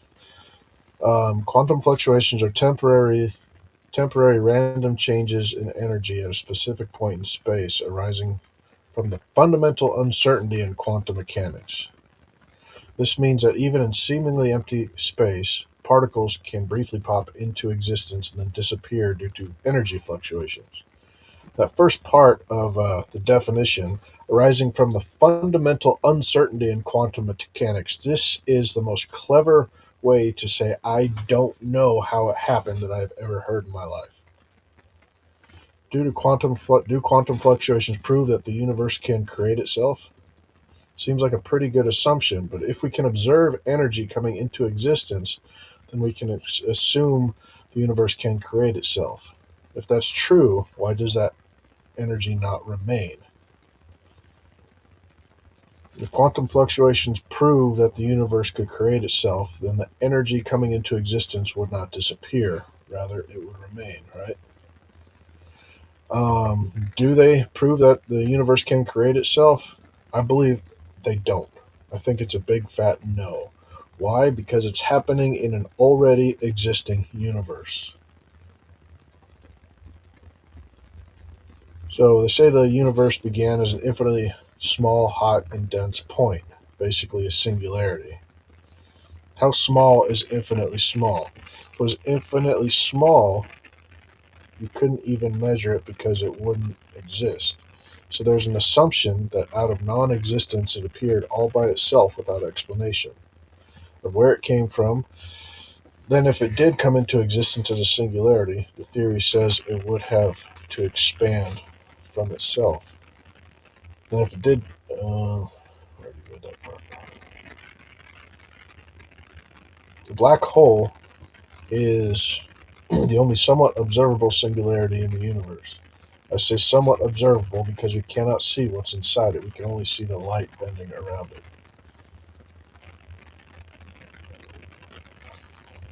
Well, Stephen Hawking said, because there is a law such as gravity, the universe can and will create itself from nothing.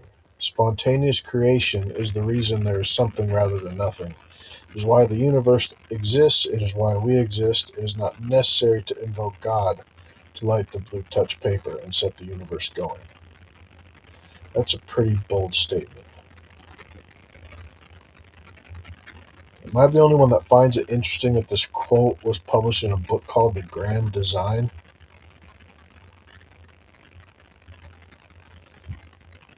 Am I still live? People still in the comments?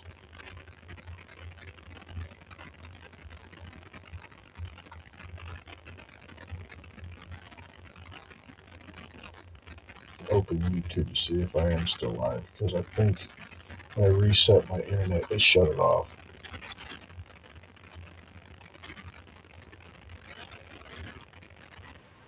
Nope, we're still going. All right, let me go back over here then.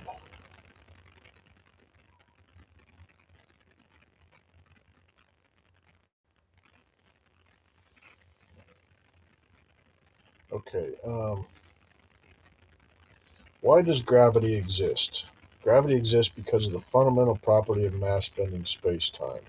This curvature of space-time is what we perceive as the force of gravity, causing objects with mass to be attracted to one another. While we know what gravity does and how it behaves, the fundamental why it exists remains a deep mystery in physics. I asked Google that question while I was researching the topic. Why does gravity exist? No one knows for sure. Like my friend Dr. Kent Hovind says, give me a jar of gravity, paint it red. However, we know what it does. Gravity is something that pulls matter and energy towards each other while warping the fabric of space-time in the process. The best guess is that gravity is space-time trying to return to its normal position. It acts like water returning to the center of a pool after you displace it with a beach ball. So if you were to take a beach ball and then push it down in a small pool of water, the water will then be displaced, right? And that force of water kind of pushing back to, I guess, fill that space that the beach ball is now occupying is basically how gravity works. On top of that, if you add the effects of attracting magnetism, you'll get an understanding of how it works. Gravity is attracted by the inverse square law. The closer the objects get together, the stronger the attracting force is between them. In simplest terms, gravity is a force. Force is a reaction. Something had to initiate the force to take place. That initiation is matter. How can any force create a thing that is needed to exist to cause itself to happen? That's like saying I can whistle without having lungs to blow air through my lips. Nowhere in what we observe do we see that gravity or the law of gravity can create anything. First law of thermodynamics says that energy cannot be created or destroyed. The same is true for matter, gravity, and space-time. Achilles, I know you won't agree with this one, but in 2011, NASA launched the Grail mission. The mission involved two spacecraft, Ebb and Flow, flying in tandem around the moon. By precisely measuring the distance between these two satellites, scientists could detect subtle variations in the moon's gravitational pull.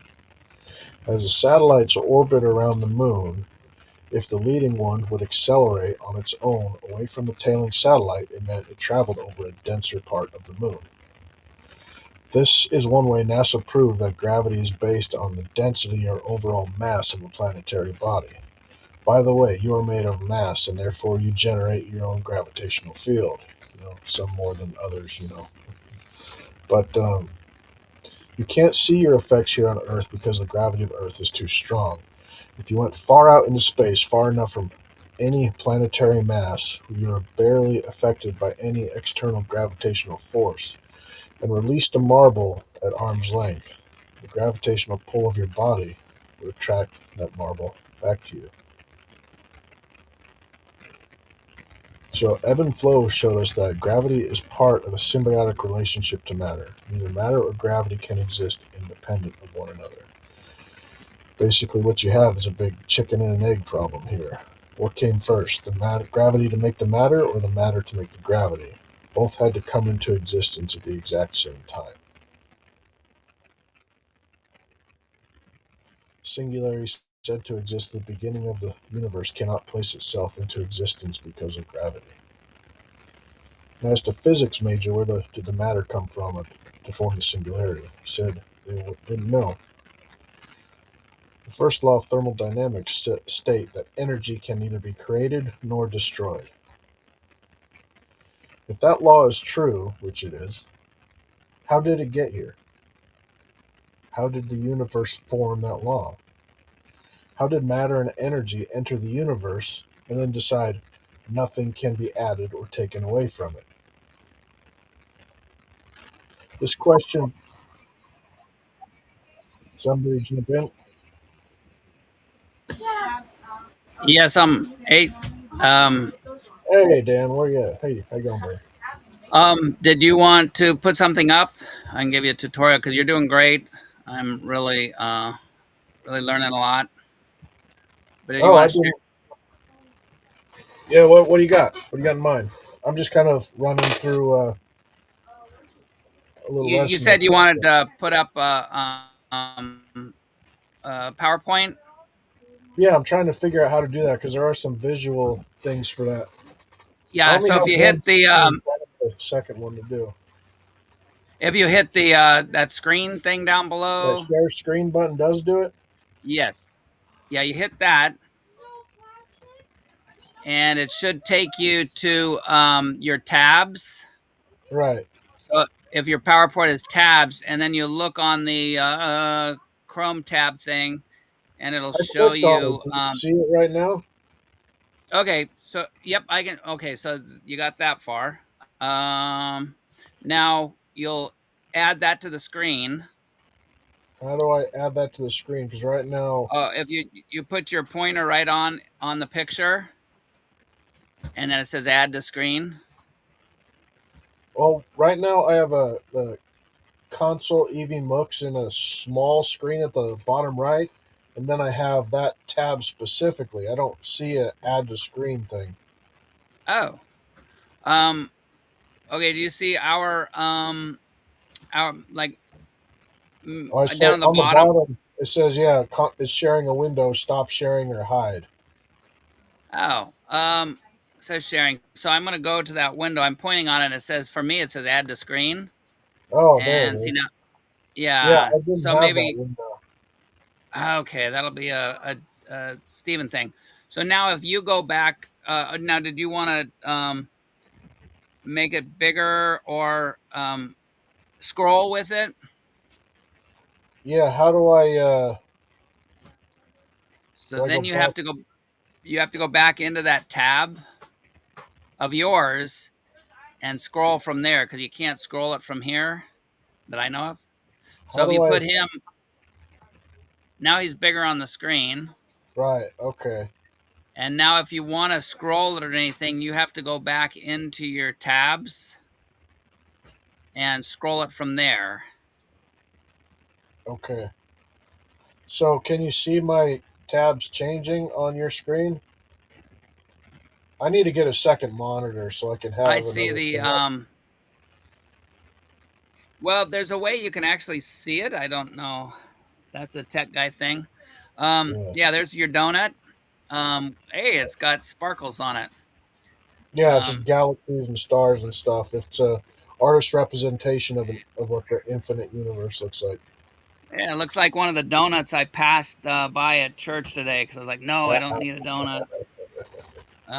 Yeah, so there you Yeah. go. And then if you can either make that one now full screen, which will give it bigger. You won't see the little tabs on the left.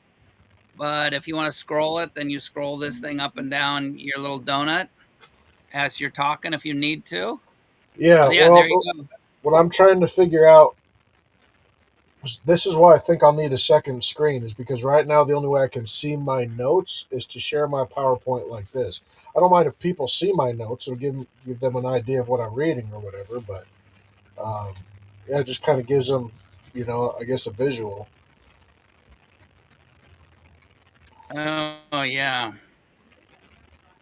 because if in can you uh well you did you switched your little donut around. If you put that on big screen, if you want to do that, and then you can scroll it there. No, not like that. Try that again. There you go. I got that big, but you'll have to get off of this screen, so you can't. How did you make the donut go away and come back that time? Oh, there we go. I'm just pushing some of the buttons at the bottom, right? And then when I see one of the smaller tabs or windows at the bottom, I just hit spotlight that one, and it seems to jump out. But Correct. That does that. But if you want to change your donut to the because you changed the donut to something else. oh, that's yeah. I have to go back over to my PowerPoint and do that. But Correct. I can't see that tab unless I do. Maybe this will work. Hold on. Yeah, there is a split, but that's why it's good to have two people because if you go Oh back to wait, that okay. tab, This kind of works. I've got it split on Windows here, and it looks like yeah, I can work with this. okay, perfect. Yeah, because I always do it on tabs. Windows, yeah, you have to do something different. Sorry for the technical. No, you're good. I had a feeling you left. I just wasn't sure if I was talking to myself for a while or not. No, and that's why I did a whole video of nature before, and they're going, "That's nice, Dan," but all we could hear is you. And it's like, oh man, what more is there but to listen to me? Even if Anyhow, okay. Well, The I mean, if you like talking, to yourself, I mean, then I guess you can be pretty entertained. But You can imagine I do it all the time. don't feel bad, man. We're all students at this thing, I guess. I mean, we're here to teach each other, and I appreciate you coming on and supporting me and showing me how to do this stuff. Do you know if Yeah. Claude is still planning on coming on? I haven't seen anybody add any comments at all since you left. So, Oh, Claude is a chicken. Let me see. Let me invite guests because this maybe I'm just joking. You'll probably see that Claude and I like Claude because he's the only one that I can just like say because he says what he wants and right. he's unfiltered. I'm unfiltered. I hurt other people's feelings because they're a bunch of we won't go there. But anyway, Claude and I have fun with Claude. I've done that with I've done that with other atheists, and they go, "Dan's picking on me. Dan's not very Christian." It's like you can call me a retard, but you get mad if I say you're not very bright. I don't come on, Well, let's it's be fair. funny. Atheists come on and they talk all kinds of crap at the same time. That's what they do when they can't defend their science. Well, exactly, and then and even if they They're vicious can, on it's Facebook. just Holy cow. evidence. And then but again though, and I had that class today, lady was saying how that she she had met back in the day a young guy. He was a bar hopper, a womanizer, and he saw she was different because she didn't. She was Christian, and he goes, "Oh man, if we could get together, I'll change. I'll treat you like a queen." And she's like, "No, thank you." And but he knew he was doing something wrong. Him messing around with women, him treating women like trash, and that's what you're doing if you're not treating them like a sister, not a biological sister, but as a close person in your life. Um, because church people, they're my sisters and brothers, not my biological brothers and sisters. But Yeah. if you're Well, not for the body of treating, Christ. and he knew it, he knew he had to change because he liked the fact that she wasn't going into the bars and drinking and messing around with every guy. Um, and that just shows that it's on a person's heart. If I say, I promise to live my life with you, here's a ring, and then 2 months later I divorce you, you're a scumbag, unless that person is a big time deceiver and they deceived you into a marriage. I'm not going there, but yeah, there is a heart. There he is. Wait a minute. Yeah. Wait, Claude, don't let him on yet. I got to give him an intro. That's not it. Sorry, Claude. I'm an idiot. I'll get it. Oh, here it is. Okay, ready? It's not this one. Now, entering the stage is Claude Balls. Oh, now I got to push that button. Oh my Welcome, Claude. God. How are you? Hello, hello. How's it going, Scott? Richard, have you met thank you. Claude? I've seen him in the chat. I don't think we've actually spoke before. No, I Oh, haven't spoken to Richard. No. Nice to yes. meet you all. You too, brother. You see, I've just awarded myself a PhD. But push here, dummy. Is that what that means? Well, that's about what it's worth, yes. No, I'm just kidding. Oh, It's true. Claude. Yeah. Claude, I thought that was dumb retard. Well, there is that as well. I get used to hearing that. Yeah, you and me. See, that's what I mean, Richard. I can say that to him, and he'll just give it back to me. Where so many atheists are like, "Oh, he called me a dumb retard." It's like, well, you guys always call me that, but you're a Christian. You shouldn't do that. So, Claude, that's why Claude's still on the show. He walks the line, and I let him go 1 foot over a lot of times. Welcome, Claude. I'm out of here. Meet I Richard. walk the fine line. I did say earlier, I don't know if you picked it up, you were talking about something deep. And I said, well, deep down, Dan isn't bad. And and I said, about 6 I foot think deep I saw down. Oh, I didn't see that. No, I didn't either. Because and Claude knows I try to pay attention to stuff. But when you're alone, like you saw Richard, it's hard to look at comments and do all the buttons. And Well, especially when the host disappears somewhere else, it's very hard. well, especially when yeah, because I ran so quick because I knew I was so late, and I knew Claude would like. There's Dan going again late, and I knew, I already said that. And you hey, did. next time, be on time and have your phone charged up. Yes. No. Oh, Yeah, I used it in church today because I lead a sermon study and so I'd already used it part way, and I thought it would have been enough, but it weren't. did you save anybody today or not? You're not sure. I think everybody was already saved, but All hopefully right. my words encouraged them, like I encourage you, you big old retard. I know. I You're better going to stop find that. it hard. People are gonna say I'm insensitive, but Richard, you're older. It's like that's Claude and I love language, man. Well, You know. don't get too carried away. It's just brothers shooting at each other, man. I know how it goes. I have 4 brothers. Yeah. So, Claude, do you have any questions on the universe and? No, I do tend to think, and I mean, it's not my area of specialty at all. So, but I think it's a bit too convenient to be able to say, well, the law of thermodynamics, no, matter cannot be created or destroyed, but then God somehow gets away with being able to do it. And I think that's where, and then you say, well, prove that God doesn't exist. Well, it's very hard to prove anything like that. I may as well say, prove that fairies don't exist at the bottom of the garden. I've seen them. I've been drunk at the time, I might admit. Well, I think specifically that law of thermodynamics, or let me say it this way: I think the universe is in existence, and we have that law of physics because they're in contradiction to each other. Suppose shows evidence that something is necessary to put it into existence. Now, for example, what I mean is I'm going to use a friend of mine's analogy. So the guy who made this computer isn't running around inside the screen pushing all the buttons and changing all the letters and numbers on the screen, right?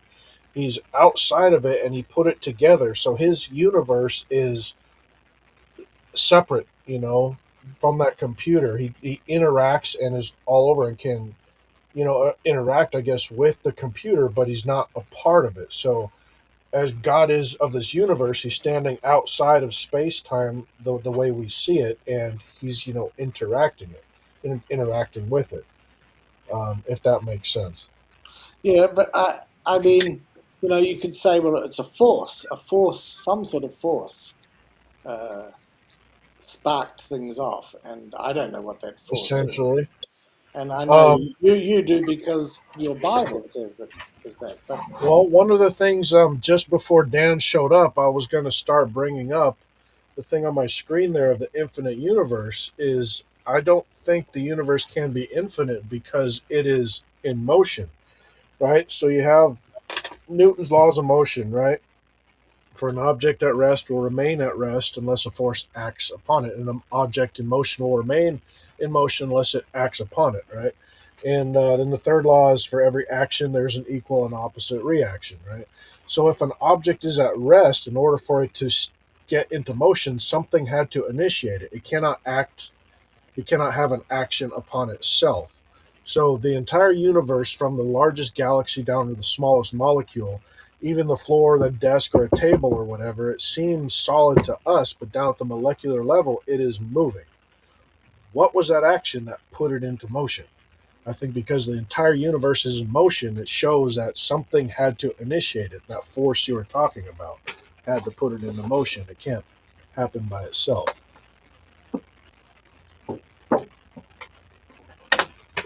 Did I lose you? Oh, Claude is if always that force, lost. yeah, sorry, I muted myself. If that force is a personal God that cares about you, who get married to, what you do in your personal life or not, that's another thing. And I mean, Indian people would say it was Brahma. You say it's God and Jesus, and everybody's got a book. So I think, like, personally, I don't know how the universe started. The Big Bang or whatever is one theory or hypothesis, and then there's God did it is another. But I do believe, and this is where I'll differ from you, that once it was started, I think there's no doubt that there's evolution, as what, and you probably disagree with that. Yeah. That's all right. Hmm. What kind of evolution? Like, biology isn't my strong suit. Yeah. More physics and cosmology and stuff. But I Well, the do theory understand. of evolution only applies to biology. I know Kent talks about chemical, cosmic, and all that. That it's something he's made up. It's when people talk about evolution with capital E, it's the theory of evolution. Or just something occurred to me.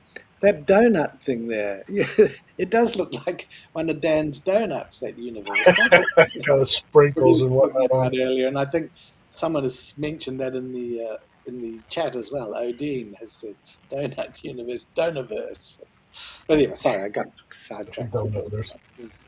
Well, I No, mean that I'll, that is the best representation of what we think an infinite universe would be like, because I guess whatever direction you go, it loop around back upon itself. That's the best idea. Oh, What That's the happened? most intelligent thing I've just heard Hold on. all show, Dan.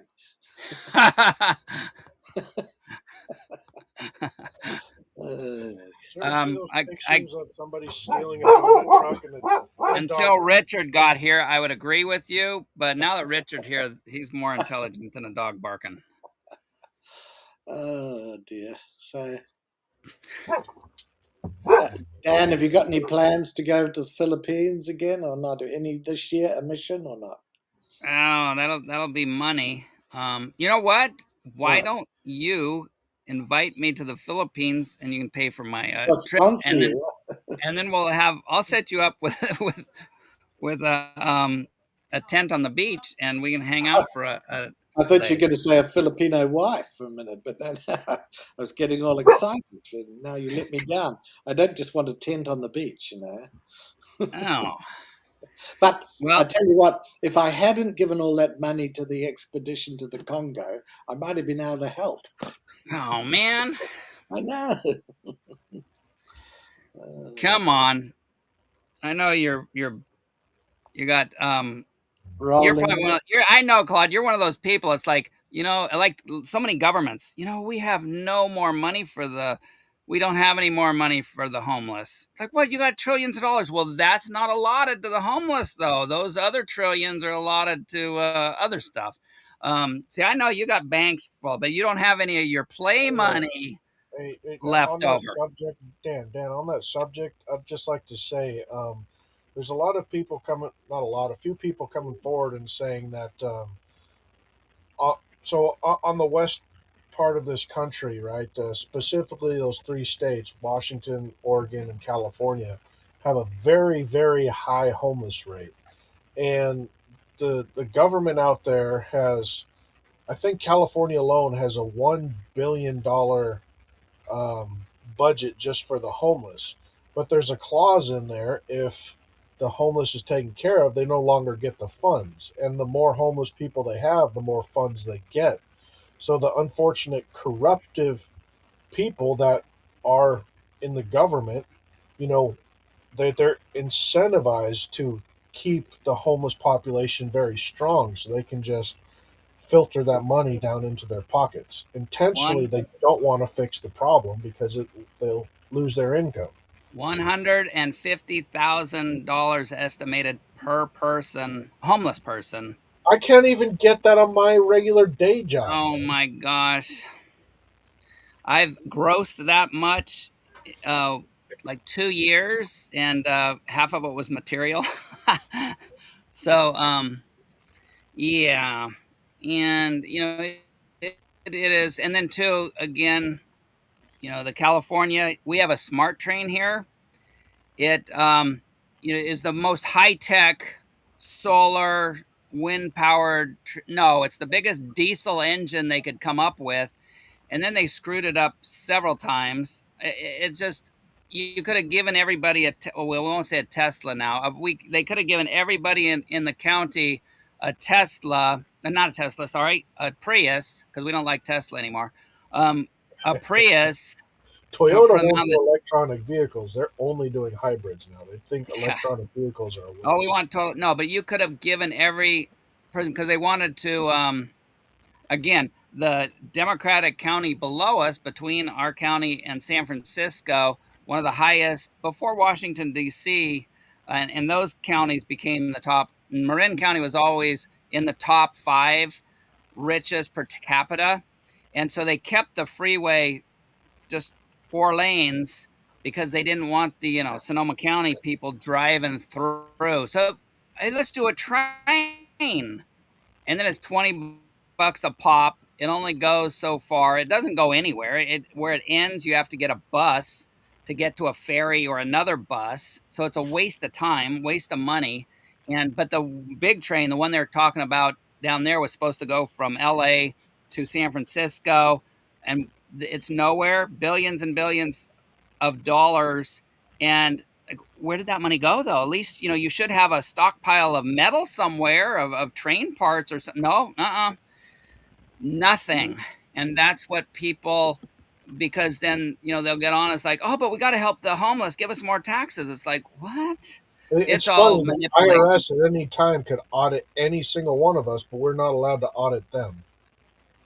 Well, of course, they're big brother. They are the smart people. Those are the people with the doctorates. We can't Well, question them. there's a difference between smart and intelligent. I put them on the smart Well, level that's for why it's sure. the smart train. Kent said that there was no chance of the IRS auditing him. He said there wasn't a chance in 1,000. And then guess what happened? So you've got to be a bit careful. Just go check out Kent Hovind is innocent.net. You know, Yeah, the it's not. government Yeah, broke I have. 100. Don't worry. Uh, I have a total. I have a total um, he is a really unbiased good friend of view. mine, Yeah. by the way. Let's just put that there. Got a lot of respect for that man. We've been good friends for a while. Right. Yeah. Well, that's where we probably differ. So we. Yeah. Well, it's funny. I mean, atheists usually, when they cannot defend, against the science that he talks about, they just start attacking him. Just become hateful. Well, I That's can just I the can average defend people. against his science, but I support the great Christian and scientist. What's his name? Collins, Francis Collins, and he's actually achieved a huge amount in science. And I've never heard of Francis you Collins. look it up. Yeah, he mapped the human genome, so he's right at the forefront. Yeah, he's also a Christian, so but he does believe evolution is a fact. Confessing He Christian. thinks that God did it. Well, I don't know. Confessing to what, but yeah, he does believe that God used the method of evolution to create the way we Just are now. so wasteful. God would need to do it. Well, Did you say his name, Francis Collins? yeah, you can look him up. Yeah, he, I'm looking him he up was right one now. one that helped do the genome He project, led the genome project. and yeah, Claude. That's why there's wolves even in Christianity. Again, Kent mapping was it there, shows the complexity, and there again, there's mapping it and then saying what mechanism makes the DNA, and it's like, oh, there isn't one. Well, if it's that easy, you could do it, Dan, but you can't, it's not. It's a hugely complex process. And, Oh, well, to be correct. honest It's with totally you, complex. yeah, but you can still understand it if you have the brain of a Francis Collins. Not No, no, not he me. does. He I'm not doesn't. saying I can understand it, but I'm saying Kent definitely can't. He's very good at flicking rubber bands and making paper airplanes, but that's where it ends, in my view. I differ from you.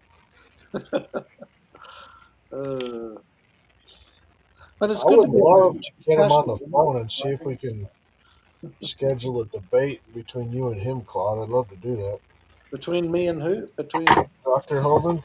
Oh no, he won't. It's Mr. Haven for start, but no, he won't. He won't. We've already been down that path. I've been Yeah, a bit naughty, you see. I got on one of his shows, and I can get him on the phone right now, dude, if no, you he want to won't. schedule He it. won't. He yeah. he No, won't have me on. I know because Claude doesn't want to debate evolution, God. He wants to debate. Actually, I think he's trying to get to be Kent's next wife. That's my personal thing. But so don't get him on the phone because I'm gonna have to mute Claude because he's probably gonna get all I'm flirty I'm with him. persuading Dan to go down there and and become the gardener, the chief gardener. He's got a group of Mexican sheetrockers on site. I'm hoping they're legal. Me too. Yeah, I wouldn't. No, He's I went down and it just illegal. that would be fun to make that place look better than Disneyland, but I just haven't got to get to do it yet. Do you not feel the voice of the Lord calling you down there? Um, I work by having doors open, and then I try to pray about it. But you probably would imagine, Claude, if I see a door open, like going to the Philippines or going to there, I just do it and hope that's what God wants me to do. But Um, Dan, as one door closes, another door slams in your face. usually on my foot and the face at the same time. But honestly, if you listen carefully, just wait a minute, listen very carefully now. I can hear a door opening, and I can hear, We need you to record some go to DAL. You know, Claude, if Yep. you go there, I will go too.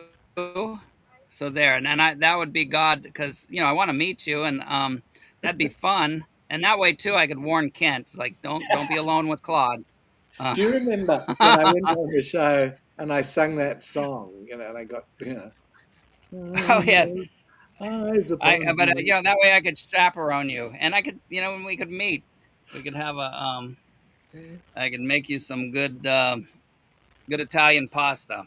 Not the stuff that you find over Italy is just fake stuff, but anyhow. What's missing, Maud saying she wants to talk about a trip? Are you thinking of going to see Makele and Mbembe, missing Maud? Because you could come with me. I really want to do that. Me and Big Bad Mama. We want Well, to go. I think Maud's planning a trip to. DAL. They Oh my God. they could do it. No, they could do it in Northern California. Ah. Because, we wish they all could be California girls. Isn't that the song or something? Not really. Yeah, there's a Not song really. by the Beach Boys. Oh, it's funny. My sister-in-law at time, she went into the Navy, and of course they're all like, she's either a sleaze or What? likes other women. There's nothing in between for a girl from California, the good old stereotype. Well, as long as she didn't swim out to Navy ships, that's okay. No, she was on one, so Oh, didn't need to swim. Yeah. she joined the Navy. She was in the Navy now or then. Hey Dan, real quick, do you know how to turn the comments back on in the studio? Because I just tabbed over to YouTube. I can still see the comments on there, but in the studio they've been disabled for about an hour now. Oh, up on the top, what are you seeing right now? Like the music stuff, or Yeah, up at the top? music, players, all that stuff. Even on comments, the last one was about an hour ago. Oh, because I'm trying to scroll it myself. Claude probably sabotaged us. No. It I was, can it was see it. before. It was like, I think it was right when we were having internet problems, right when you cut out before I went on. I That's think when it Maud stopped. did it. Maud probably did it. Claude Yeah. blame ProverbsGuys President for stuff, but come on, Richard, I know. It's you Joseph. muted me the other day, and now you're accusing me of messing this up, which is probably the truth. But we won't go there. Yeah, it's all good. I don't know. Maybe I need to refresh Steven's working tonight. No, mine's not working either. Maybe. Yeah, let's just all blame Steve.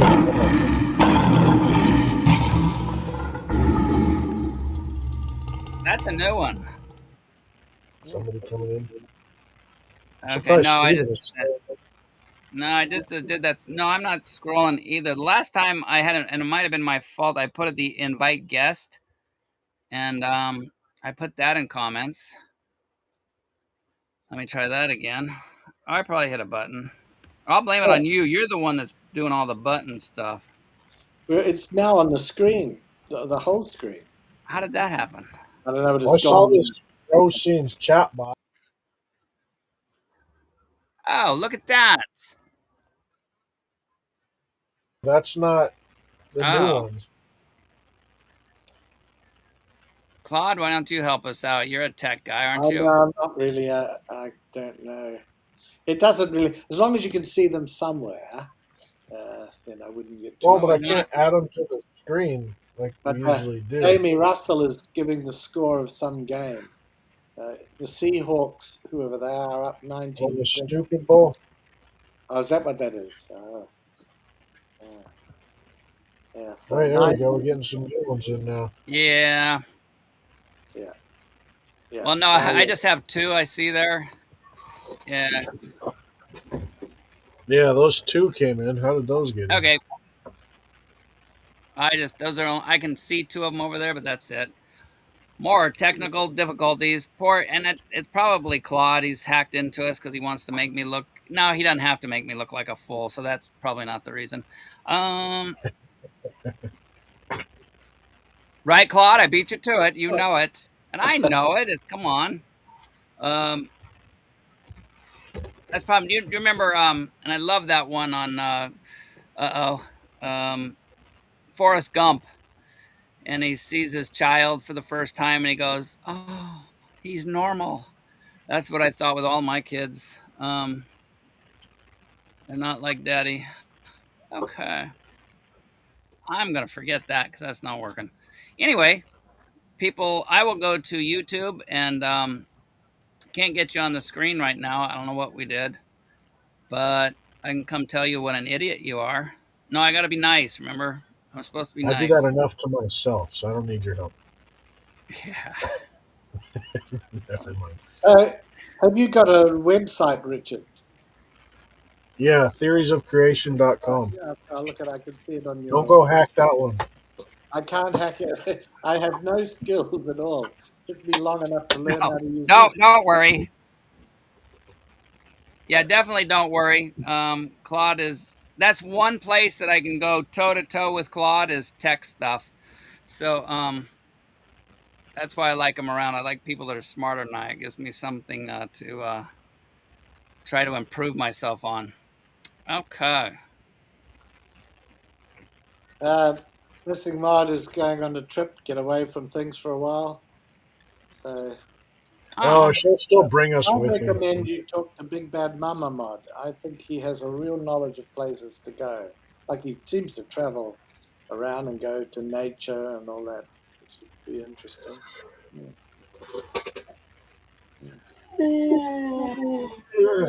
Who's tired? I am tired. Yeah, I'm tired.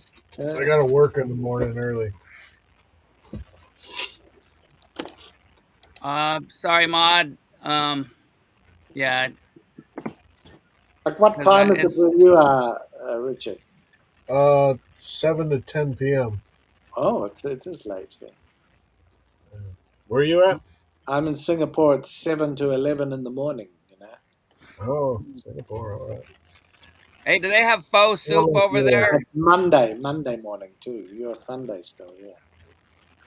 yeah. Sorry, what did you say, Do Dan? they have faux soup? That's Pho? more in Vietnam, but you can get it here. Yeah, there's Vietnamese. Okay, yeah. But I gotta. you can probably get it anywhere, but it's a typical Vietnam dish, you know. Okay, yeah. My Uh, grandson's father is from Cambodia, and he right. cooks a mean They do one. it, yeah. They would do a similar thing there, probably all around there, you know. You know. And then in Thailand, they call it. That's like have a thing called tom yum. It's so spicy though. Oh, Oh, that's my I'm not son-in-law, very. man. Yeah, no, it's no Hey, good Dan, for I me. think I'm actually going to go, brother. I'm getting tired. I got to go to sleep, get ready for tomorrow. All Nice right. to talk Well, with we'll you, close Richard. it. Yeah, we've been Good going. talking to you, Claude. So, Okay. y'all have a good night. God Have a bless you. good sleep. Yeah. Yeah, you want to say a prayer, Richard, before we go? And thanks so much, Claude, for visiting. And Yeah, of course. Lord, thank you for this fellowship. Thank you for this ministry. Thank you for these people, Lord. Thank you for the dedicated people who decided to watch us instead of the Super Bowl, Lord. Many blessings out to them, Lord. In Jesus' name. Amen. Short and sweet. There you go. amen. Good night, Claude. Good night, Well, Richard. Good night, Dan, all. are Good you night, man. going, Dan, too? Yeah, I'm gonna. Well, I'll say a little prayer too. So we thank thee for good company, and as we move around doing our daily activities day by day, dear Lord, these things I pray, to see thee more clearly, to love thee more dearly, to follow thee more nearly, day by day by day. Dang, you got a Catholic prayer book there? No, that's a song. Just Oh, that's I an was Orthodox.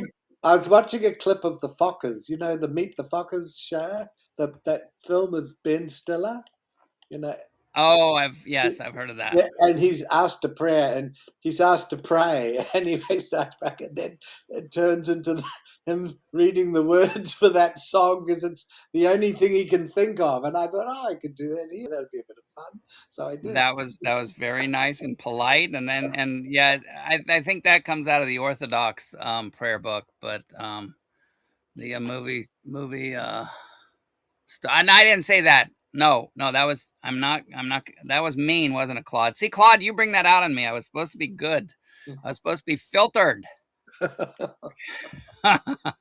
Oh. know, guys our age, and that's why I think we have a good relationship there, Claude, because we're at a distance, and we both have the same lack of filter. Um, anyway, thanks so much, Achilles, Claude. That was a beautiful prayer. Um, and it was. Come on now. See, God's working on your heart that you even remember that, Claude. But I was copying a movie, a comedy. But how do you remember that? Did you look it up? No, it just came recently. I think the other day on my feed, for some reason, I saw I Meet the, that movie, and I remember it was so funny at the And you time. memorized that? I could remember it, yes, yeah, because it's Oh quite man, a well-known song. To see the Makili day by day. Oh, I can't really I sing can't it. remember. I can't. That's why I'm good to argue with because I can't remember. And that's why some people always call me a liar because sometimes I don't remember what I said the day before. And actually, I just thought of that because I always say I don't call anybody else. I always call myself a retard because that's what I thought of myself, and God healed me from that. And I actually called you one. So Oh no, because did of you you, really? Claude, I lied. I lied, and forgive me for that, Claude. Oh, Because I'm joking. I'm joking with you because you are smart. Whereas somebody yeah. else, I wouldn't say that. I'm practicing a song for Easter anyway for you Christian people. Oh well, It's wait called Jesus until Christ is Easter. risen today. Do you know that one? Well, I had some friends that they raised rabbits, and unfortunately, if they rise, it's usually on a nail or a hook, and before they slit their throat. But I think that's a different context. Have you eaten rabbit, Claude? No, I only have eaten pet bunnies. Yeah. Well, that's a rabbit. Does it taste Oh like really? chicken? Oh really? Are those stuffed ones? Now, would you give it like an Easter egg and have chocolate things inside? Oh, okay. Yeah, no, no. Yeah. Okay, now I know what you mean. No, somebody said it tastes like chicken. The which is like I'd rather have a nice another meat besides chicken. How come chickens don't taste like rabbit? You know what I mean? But anyway, the rabbit get all the glory. I mean, the chickens get all the glory, and plus the rabbit poo is one of the best for compost. And then they breed like rabbits, so it should be a good food supply. That and dogs. I don't know why they don't eat dogs. But you're over there. Did you try any dog? No, it's not my thing. I'm not a big meat eater, to be honest. I eat a bit of chicken. I'm a bit like a Baptist, eating a lot of that chicken. I'm not a big red meat eater, and yeah, but yeah, there's So a lot of yeah. you're like Daniel in Babylon. He he would he didn't want to get into all the unkosher food, so he told the guy, "Hey, we'll just eat vegetables." Yeah. And so you're like a Jewish person, Oh well. Old Testament, just sticking with the Daniel diet. Okay, well, I will say goodbye and see you next time. I'll have my hymn ready to sing for All you. right. Well, wait a minute. There should be in there Valentine. No, I don't want a Valentine's one. Not from you. So yeah, skip Valentine's Day, and Easter's a good one. Yeah, I'm not going to sing a little song for you. for Valentine's Day. No, thank you. That's Jesus why we'll keep Christ is risen today. Hallelujah. There we go. There's a start. Wow, that is so original. But it sounded good. You've got a good voice, Claude. Well, it's one of those voices that's good to the deaf, you know. No, I've got good tone. I can't sing, but I can tell tone. Anyway. All right, everybody. Okay. Cheers then. Bye-bye. Yes, God bless everybody. We're out of here. How do I get out of here? And at 2 hours, how do you get out of here? Let me kick you Oh, out. I've just found it. There we go. Log No, out. I want to kick you out. Ha ha, I kicked out. Uh-oh, now how do I kick you out farther? I just kicked out. Anybody else talk to me rudely and I'm going to boot you too. Take that, Claude. Anyway, thanks everybody. God bless your week. I had an awesome one. Again, wish I got into talking about the Holy Spirit. Maud, remember, that is the evidence that there is a God, and that's the evidence the Bible's true, and that you're saved is because of your testimony. That that is the evidence for God. He's living inside of you. He's saved you. And just remember that, Maud, because in ourselves we're gonna go south. We'll go back to what's comfortable, not even comfortable, but what we knew. What we know is our growing up. Me, it would be feeling like I was developmentally disabled. See, I actually got the politically correct thing. And which is so sad because somebody who is developmentally disabled, that's not a positive, and eventually it's not positive for that person because people tease them. And anyway, Josh is here. Oh, Josh, too bad I wasn't on longer. Mod, I'm on. I'll still be checking out my instant message if you need to chat, and on Facebook Messenger. But anyway, God bless everybody, and I'm going to be out of here. Achilles, don't end the stream. We're having a great time in chat. Oh my gosh. Okay, I'm going to start singing, and then you guys will stop. Well, you can always mute me. See, Sal. What time is it? It's still kind of early here. Achilles, how's it going? Achilles, why don't you come on? And then you can chat and let me see. I'll post it again.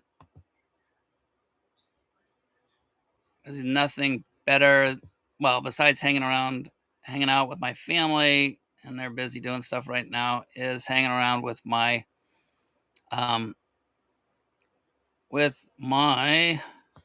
YouTube family. Okay, Claude, he's out of here. Achilles, I'll give you a chance. Oh, you've got it. You don't need an invite. But who wants to fight? Maud, do you want to fight with Achilles? Now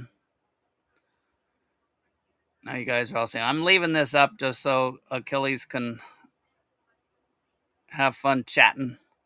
But actually, I'll give you guys, since nobody's coming on, I will give you guys, where is it? Layers. I'll give you Heart of Flesh. I'm going to add him. Achilles. Uh-oh. Did I do something wrong? No, it's okay. I was lost in my tabs. Hello, hello. Hello. Dan, I need to congratulate you. Why was that so funny? I know. It's just going to be funny because it's going to probably be like, wow, you actually said 2 sentences in a row there without being messing up. Go ahead. When we face God, you can tell him, I did make Claude balls pray. That is an achievement. I never thought that was possible. Nobody has managed to do that. We've tried so hard, and that was so easy for you. I'm so impressed. it actually like, whoa, even though he was doing it in quoting a movie prayer, that wasn't actually a good prayer. It's not.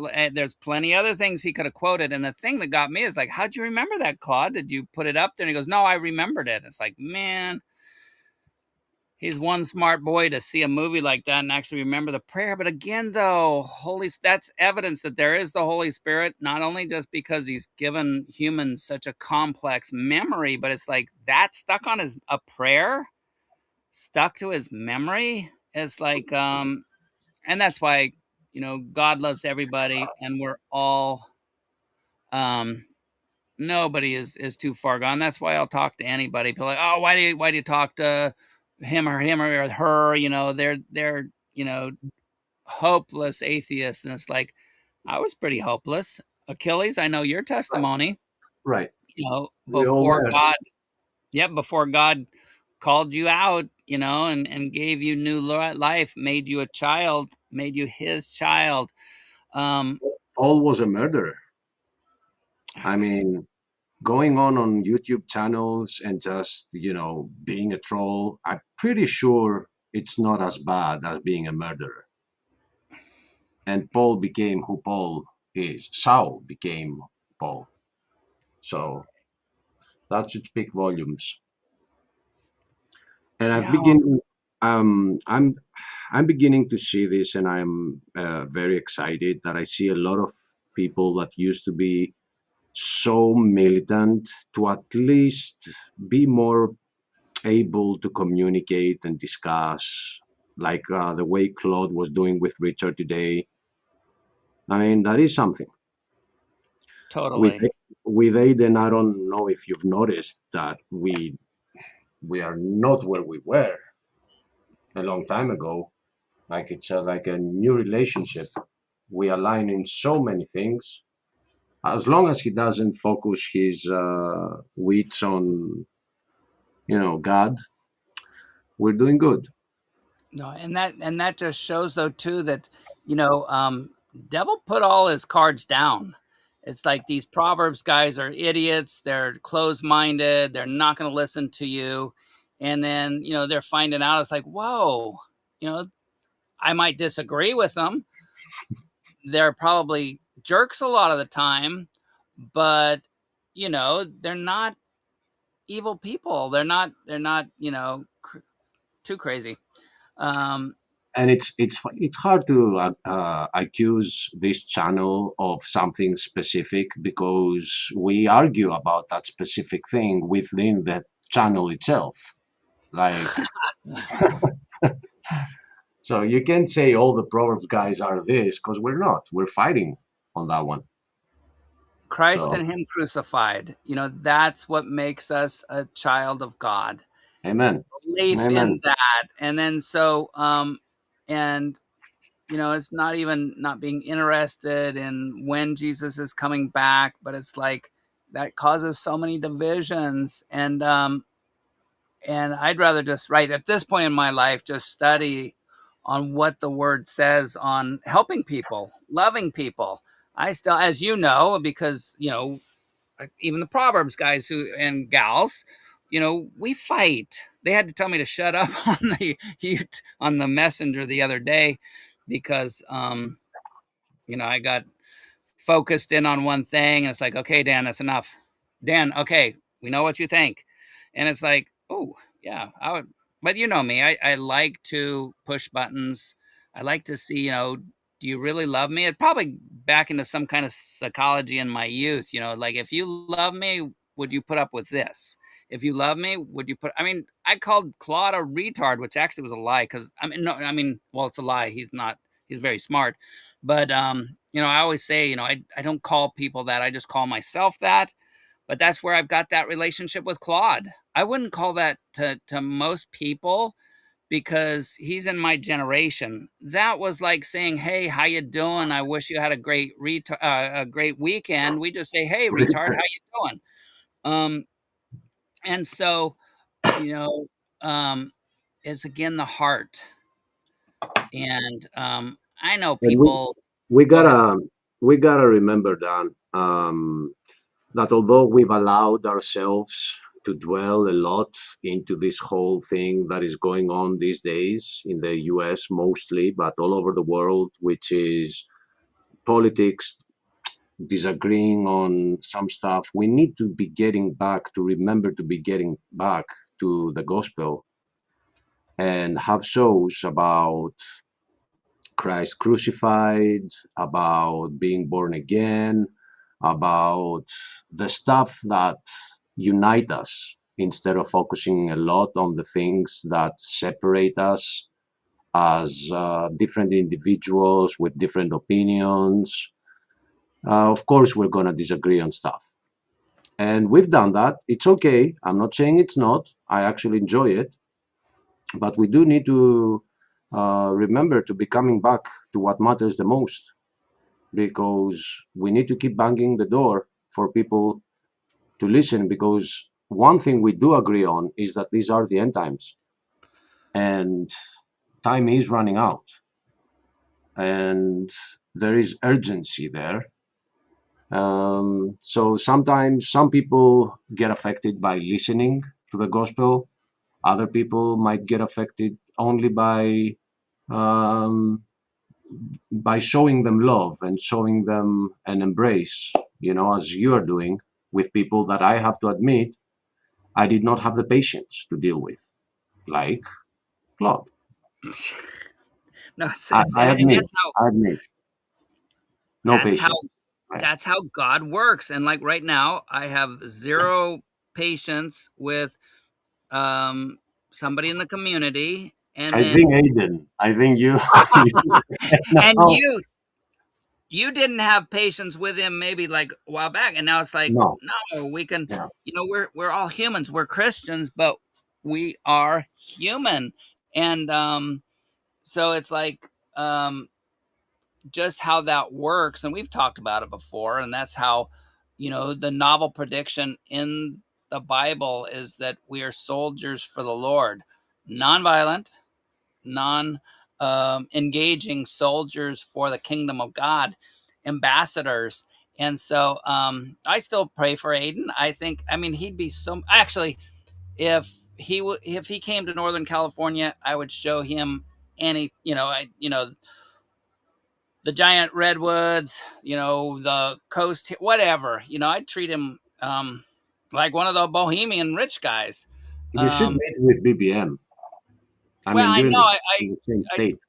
I texted him because somebody said he was going to head to Northern California, but that probably Northern California is pretty big, so It um, is. that I could have know. been just San Francisco or something, Sacramento or way up north. But no, if he came Sonoma County, and plus again, just things like that, I know where the motels are, know what places. Hey, go here, don't go there. That motel is right by the bad area, that type of thing.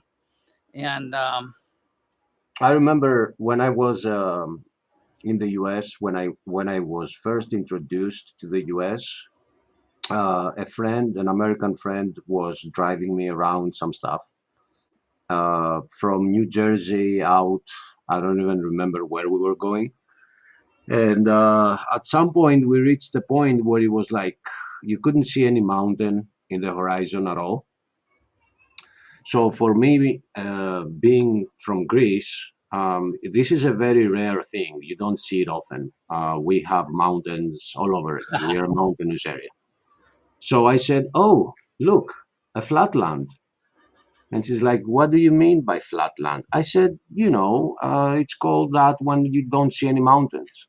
And she laughed and she said, "When you realize the size of this world that we call homeland, you'll get a little pissed off." I remember her saying that. And yeah, later I realized like the size, like you mentioned just California, how Northern California is uh, vast. It is huge. It is huge. The US is 1/3 of the earth. I mean, if you exclude the oceans, of course. yeah, no land mass. Yeah. No, it is craziness, and that's why and we joke and stuff. We don't joke. It's like, oh, America's all this, but one of the big reasons is, south of us, there's a very relatively small border. Canada, is unpopulated.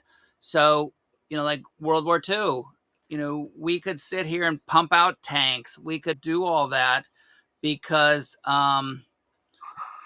there was nobody bombing us. I mean, um, Hawaii, Pearl Harbor is like a 3-hour plane trip. And so,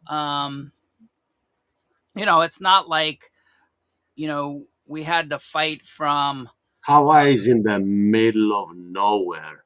nowhere. And so it's like, of course, we could have an advantage during World War II. Of course, going on the oceans, it did take a lot of casualties to supply Britain going over to Japan. But that's one of the advantages of the United States. Since the 1800s, nobody's even tried to attack. And so we could just sit there growing, and we got those farm boys out there. And, it was funny. I saw a Japanese, history thing. It was kind of, and they're going, they didn't understand, they thought the Japanese thought the Americans were a bunch of wine toters. And, they see some dude from a coal mine who, they'll step on your neck as soon as, I mean, those were some tough guys that they lived in death in those mines. And so a lot of them, and even, in Europe, it's like, you see some of the dudes, these huge dudes that came out of a coal mine, came out of fields, working 7 days a week. And it's like, it was holiday. One guy, coming out of the Depression, he was like, I love the military. That was the first time I had steak. They gave us steak because, of course, they sent him into like some island in Japan or wherever he was, a death thing. It was kind of like their last supper. And he goes, wow, I would have, that was better than being at home because there was so much death, but starvation. And so it's, yeah, God has a plan for everybody. But yeah, driving through, it's like days you can drive and you don't see any mountain, in United States. So it's Right. And from the East Coast until you make it to the Rocky Mountains, there's like nothing. yes. You said so much stuff that I had something to respond to, not because I had to, but just for the sake of discussion. One thing I learned when I was in the US was that the real cause of the depression, it is not very mainstream, but if you do some digging, you can find out. Have you heard of the Dust Bowl? Yes. Want to describe what it is, what it was? Yeah. So there was a big drought in the breadbasket of the United States. That flat land can grow the world's vegetable crops.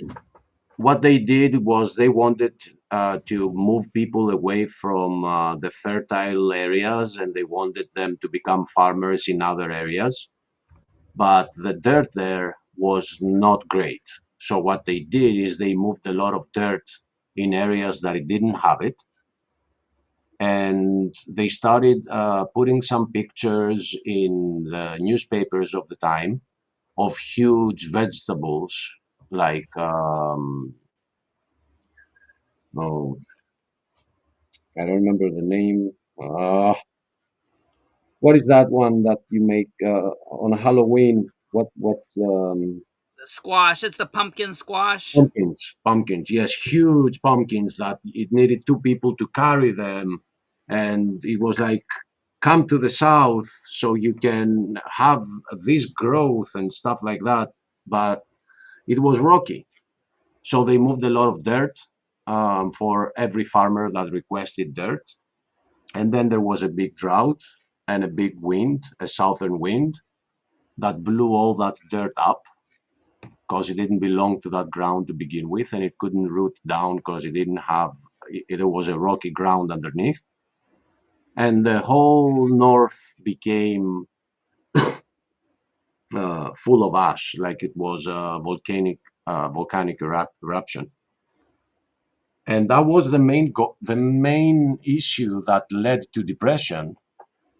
But history seems to be leaving that out for some weird reason. I Yeah, learned that I learned that there in the U.S. and our professor brought documentary, and we watched the whole thing. What happened? And I've tried hard, and I can't find that documentary. no, and then there's the fact that they would just plow and plow and plow, and then it takes away the structure of the soil, the actual chemistry, because as you know, soil will glue together chemically, and that's how that's why it's not dust. It's chemical reaction, and so yeah, you plow the life in it, chemical, and yeah, so the dust bowl hit, starvation. That's why I really laugh with people like, the if right now the United States, where we're such a glutton, materialistic country, China doesn't want us to be destroyed, because if it does, how much labor in China is paid for by the junk they send us that we buy. And so I don't think there is any country that wants the U.S. destroyed. Even the Middle Eastern countries that are chanting death are doing that because it's the U.S. that has tempered with their politics a lot. And every time there was some sort of leader that the U.S. didn't want, they took him out. So that's where that came from.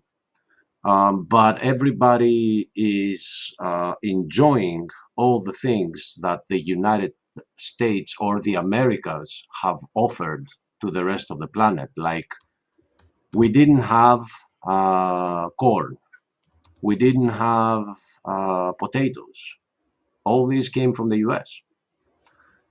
So there's so much trade going on, but the risk that the US is having of falling is from within, is from the inside. It's not gonna, I don't believe it's gonna be from the outside, because as you said, it is very hard to attack.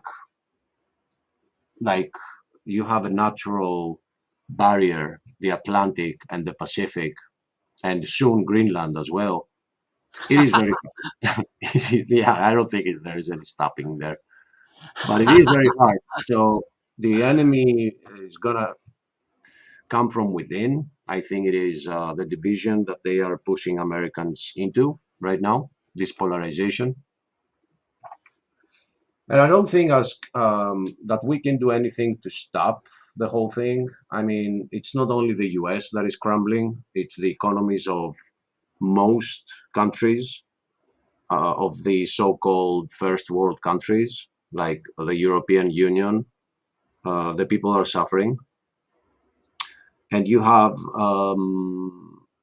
nations like China blooming, but at what cost? Like, have you seen what the Chinese people are going through? They can't have a Bible. They're working like robots. They have the carbon tax and the whole reward system, which they have like a number which goes down as the government sees your posts. And if you have posts on the internet or videos that are against something that the government does, then you're losing points. And if you lose a lot of points, you can't do stuff in the country anymore. And so I don't think there is any stopping this. We can't stop. and that's where, you and I can, we can argue, and it's trivial to me, but argue on stuff, because you're my friend, so I can tell you what I think. You can tell me what you think. We can agree to disagree, but God has the borders. God, with Babylon, you look through history, every time a big world power collapses, and in the past it would have been a more local, so it wouldn't have affected Asia if Europe, when the Roman Empire fell. But now, if China went down, it would affect the world. The United States goes down, it would affect the world more. But we're so interact. But God even said Babylon, He sets the borders, and and so America, it's just a world nation, and we have left the Lord, left the Bible. Not that I think we ever had anyway, that's a debate for a different time. But at this time in history, we are aborting babies, we're doing a lot of stuff, and saying that hurting little boys and girls by trying to say their biology is not set at birth. And so it's it is kind of crazy. And so yeah, Can I America. offer you, can I offer you a steak? Yeah. Would you eat that?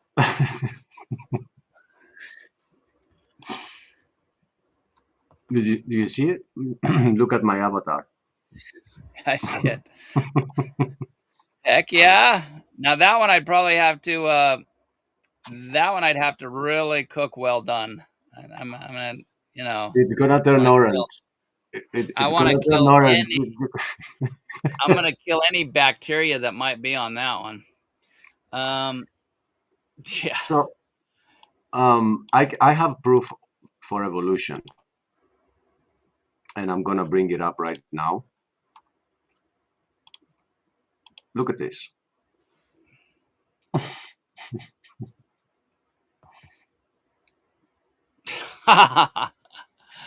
Darwin would be so proud. That is funny. That and to it, and it's for somebody, where in your family is like, Daddy, don't go out with your hair like that. It might have looked okay in whatever, but right now, you don't. Yeah, Dad, wear a hat or something. Imagine Melania. Yeah. Please don't go out with the hair like this. I don't know. Although for me, this president is the funniest president I've ever met. I mean, I can only compare him to Bush. What was happening with the previous one, I don't think making fun of that is funny. I think it's in a special category. We should not be making fun of dementia. But this one's funny. I mean, you're trying to make sense of what he said. I mean, there is ADHD, but he's beyond that. He's in the levels of, I don't know. He starts talking and you're like, damn, what am I going to hear now? But yeah, I think people are getting very polarized because he's promising to save something, but it's his friends that are responsible for that something anyway, to begin with. Like these trillionaires that are destroying the country itself. No, it's the greed, and again, Right. that's what Right. God is going to judge. Right, and that's what I stand for. It's not, I have nothing special against this one. I mean, nobody has ever asked me what I think about my president, so it's not a specific thing with that one. But the reason this one matters a lot is that from the time he got elected, it's like so many of the things that used to matter for the rest of the world, all of a sudden he just solved them, quote unquote, towards the billionaires' benefit, because that's where the argument used to be. And he just ended it. And he assigned so many executive orders bypassing democracy. It's weird. Anyway, whatever with him. My point is that we should not be idolizing and fantasizing that any of them doesn't work for money and they're working for us. My stance has been for years, even before he got elected, that the only difference between the left and the right is that the left is not pretending. The left is the left is like, we're working for Satan, straight up. Like, they're honest about it, you know? The other side is pretending not to. That's the only difference I see. I mean, and that's what help me see it. I love Not seeing really. because, and that's probably because I'm a troublemaker. One reason I like Trump because, Trump's is a Republican. All these Republicans should love him because the Republicans hate the Democrats. And It's like Trump gets in there and all these Republicans are, except for the ones that they're just, oh, we love you, Trump, is because they would get voted out. But it just shows that Washington, D.C. is, and the whole, and what the Epstein shows is that it's corruption. United States, and people are like, that, and wherever, go back as far Right as you now, want. in Europe, or maybe not Europe, because the United Kingdom has left the European Union, but there is a big discussion in the UK, and they're pushing the Prime Minister to resign because one of the people he chose to be a member of his government was found in the list, in the files. There's a lot of emails, very bad emails between him and Epstein. And they're pushing the prime minister to resign for choosing him. Now, the prime minister is saying, I didn't know, but that doesn't matter. It's your responsibility to know. That's what you are there to do, right? And in the US, you have this thing where people are like, I don't care, it doesn't matter. And it blows my mind. No, and right now in the United States, because we've known that Clinton has been on the Oof. list for years, Yep. and known it, and nobody cared. And then he was the speaker at the Democratic convention multiple times after people knew. Yeah, And but it's not that nobody cared, and I'll tell you why. Because one of the promises that Trump gave was that he will release the files. So it's exactly, and right. that's So it's not like people didn't care, because if they didn't care, why say that? no, I mean the government itself. You knew Bingo. you knew what Epstein was into. You knew that there was high officials in there, including Bill Clinton, and like this British guy. I don't know if as soon as that came out, I'd go, okay, you're fired. I did not know that, but did he fire him or he got pressured to fire him? Yeah, after the revelations. But when you're a prime minister, you have like the intelligence agency that should tell you some stuff before the public knows about them. And as you said, let me reiterate, they're all in it. They're all in the emails, all of them. It's like all of them. We gotta understand there is this ring, and it implicates almost every single one that is in the government. So Which you and I that will for me, Dan, proves the Bible. It proves to exactly. me That's what that I was they're just all going to say. working right. Go ahead. This is run by Satan. And again, the only reason I stay into politics is to be able to vote. Not that my vote in California matters, but just one more vote to say, no, abortion's evil. No, a little boy cannot compete with a little girl, and you can't help a little boy biologically become a little girl. It's stuff like that. And because my vote doesn't matter anyway, because I'm California and it's such a corrupt place here. But it's just otherwise, a vote is no use. A vote for Republican is a vote for, like you say, more of a right wing.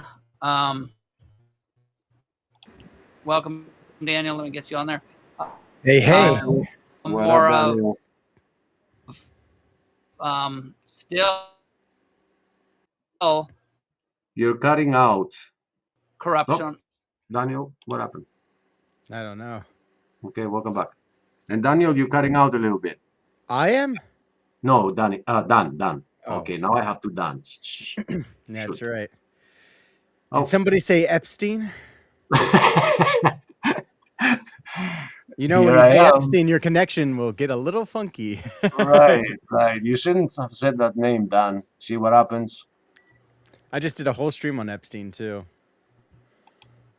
Oh, I'm going to check it out. I didn't. Well, my whole thing is, like, I talk about a lot of stuff, but, like, my whole thing is that ecumenically, like, no matter what kind of Christian you are, Catholic, Protestant, Orthodox, we should all be able to agree together that this is wrong, and why aren't we protesting about this? Right. And I brought an example that in Europe, they are pushing the British Prime Minister to resign only because one of the members of his parliament was found to be exchanging emails with Epstein. Only because one of his members was found to be having emails with him, they're pushing the prime minister to resign for not knowing about it. But in the US, it's like, why not? Why isn't that happening? Why don't you see the same MAGA being like, hey, dude, you promised you're going to release the files. And you gave us like a full list of redacted names. So even the 3 million documents that are there is pretty disgusting, though. And, Trump is implicated, too. So, I have no allegiance to Donald Trump. I think they all need to roll. And I've said something, as we've been discussing this on different streams, I don't even remember where I said it, is that this is the stance that I appreciate, the one that you have had, which is, I voted for him, but I don't like what he's doing. Yeah. I appreciate that. I don't like people just supporting him, whatever he does, because they voted for him. No, you have to have limits. You have to have a red line. If they cross the line, you give them the finger. In Christian love. You know what I mean? You can't give them the finger. Yeah, we were promised a Christian, and what did we get? We got somebody kissing the wall. One thing that I learned, right? I mean, not get into that one, but one thing that shocked me as I have been following the new things that we learn with the new release of the files is that after Epstein was convicted back in 2018, he started working with, he wasn't jailed, he was convicted.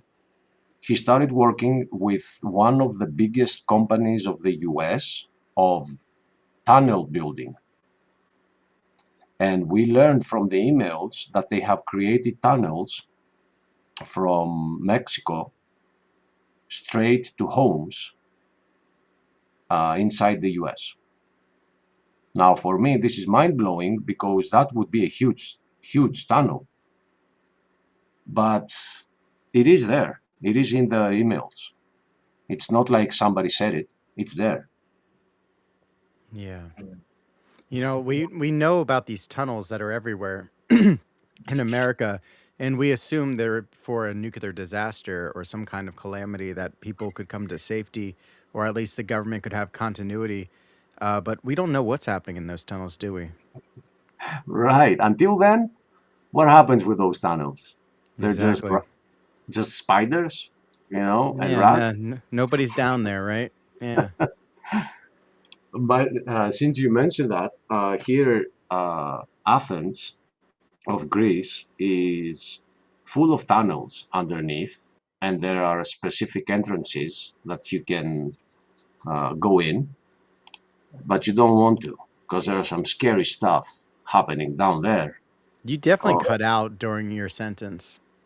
You you said something simply, about Athens. yeah, Athens has a lot of tunnels underneath, Okay. which are being used by lodges, and they are a vast network where you'll get lost if you get in. And there are specific places that you get in, but they have a key, and you don't know who's watching if you do get in and what follows you after you get in. It's very scary. And yeah, it's worldwide. Right now in the US, it is 650,000 children that are missing from the past couple of years. And Somebody told me in my chat it's 8 million a year. okay, I I think don't know if that it's true or sounds. not. I saw that in my comments when it was Golden Rule TV who commented that. I didn't look it up. I don't know how many children go missing a year.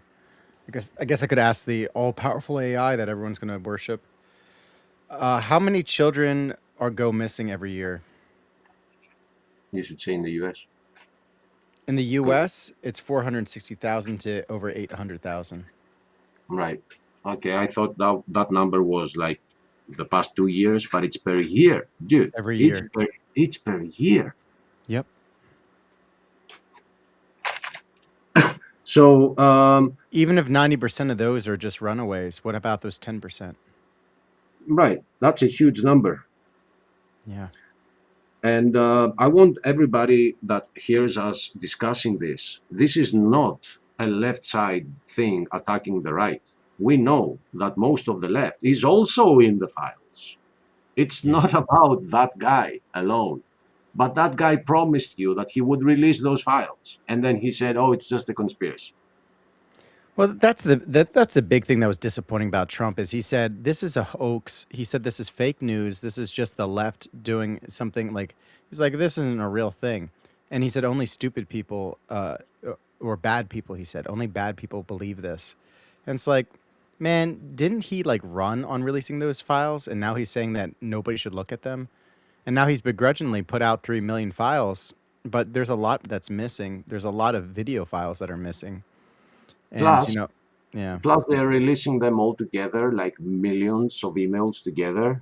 And you need to be very diligent to find something. You have to like keep searching and searching and searching. Like people gather up and they just keep going photograph by photograph. There are some very completely unrelated photographs in the millions of photographs that exist there.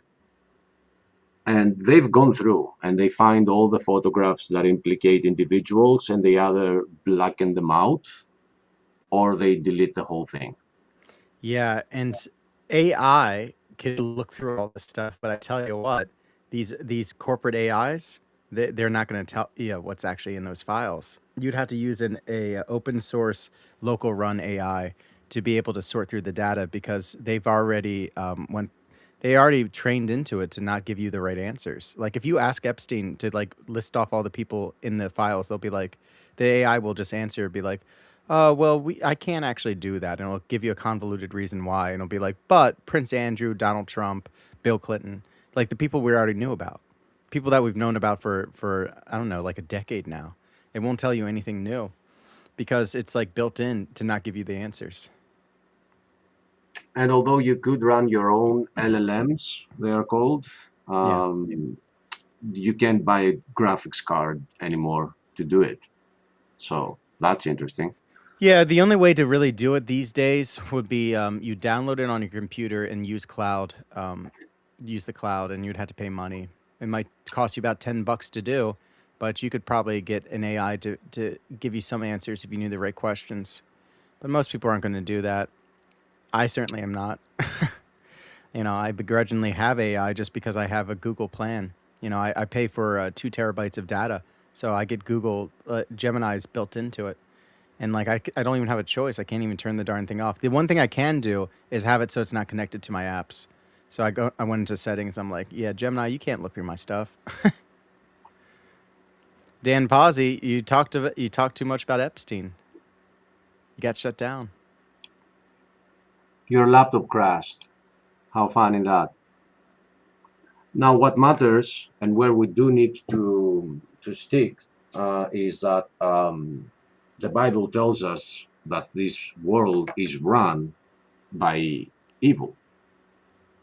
Yep. So let's make sure that we don't fall for the narrative that our side has less people in it, your side has more people in it. You know, there is no lesser evil anymore, guys.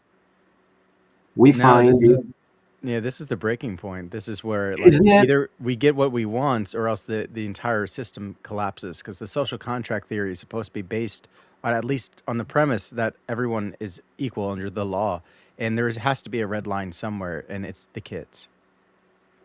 It should be. And it's very sad to me to hear people reiterating and repeating the same excuses that CNN or Fox News bring, depending on which government is up there, and hearing them from Christians and saying, yeah, well, you know, CNN told me this or Fox told me that. That should be the red line. Just what Daniel said. Children should be your red line. Yeah. And it's not just politicians, it's also the kings and the queens. It's like everyone, guys. The scientists. Yeah. Yeah. Yeah, so like I guess at this point we need to start like getting together and figuring out what is exactly do we want here. And I feel like the obvious thing that we want is for people to go to jail over this. We want accountability, and we should be having marches every single day until it happens.